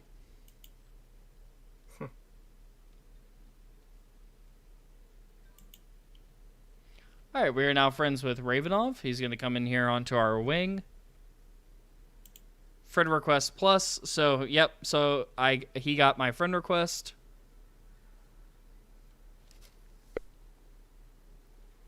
Okay, he wants, they want me to add me to, or he wants me to add him to my wing. This is going to be cool. You guys are actually going to hear Ravenov's voice as soon as I add him to the wing. So you'll be able to hear him through the stream. All right, so we're winging up now. All right, wing invitation received. He should be here in just a second. You'll see him pop up on screen. He'll have a little thing up in the top left of my dash. There he is. Okay. Oh, apparently he's in my system now, too. Or he's super cruising. Alright, he's currently super cruising. To light your wing beacon. Okay, they want me to do my wing beacon. I can do that. Here's So the flash. Basically, that's exactly what it is. That is exactly what it is. My wing beacon is a way for him to drop directly on me once he's in my wing. So, because you see his name's up at the top left, me and him are winged up. We're basically a duo, right? And so if he wanted to follow me around the stars or we wanted to work together on a task, he could jump to my exact position just by targeting my wing beacon, right? Basically a squawk code or a flash. Yeah, it's an ident. So, yeah. So you're right. That's exactly what it is. Okay. He's 1.6 light seconds out, so he should be here very, very soon. Just a minute to reach you.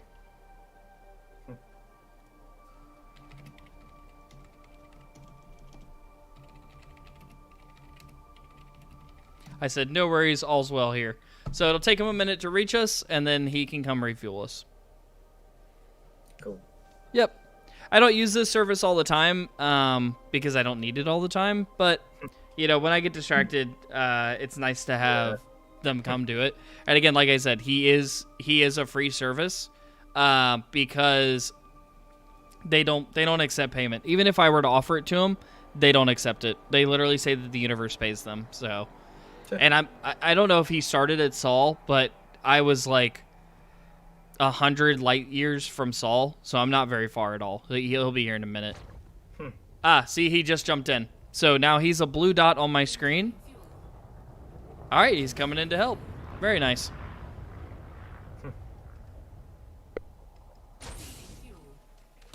All right, let's check here. All right, he's fueling us up.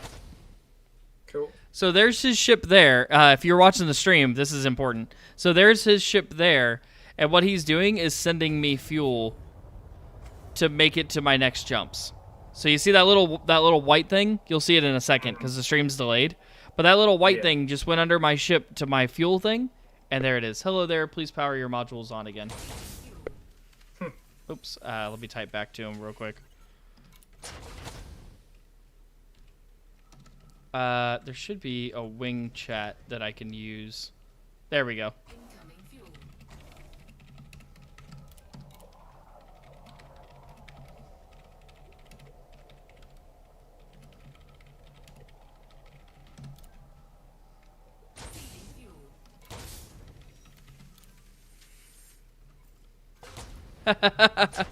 I told him to say hi to YouTube.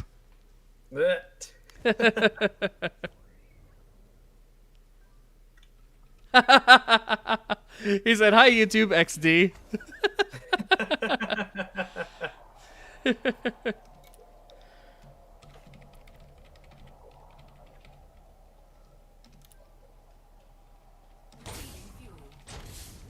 There you go. Yeah, that's the way to do it. I said hashtag Fuel Rats promo, and then I said, "Just kidding, embarrassing moments caught on tape." He asked, "Where did I need to get to?" I needed to get to. Oh goodness, where am I going? Checking. I'm trying to get to Dahangba, so that's what we need. You should throw in there a hashtag PGamers. Yeah, right.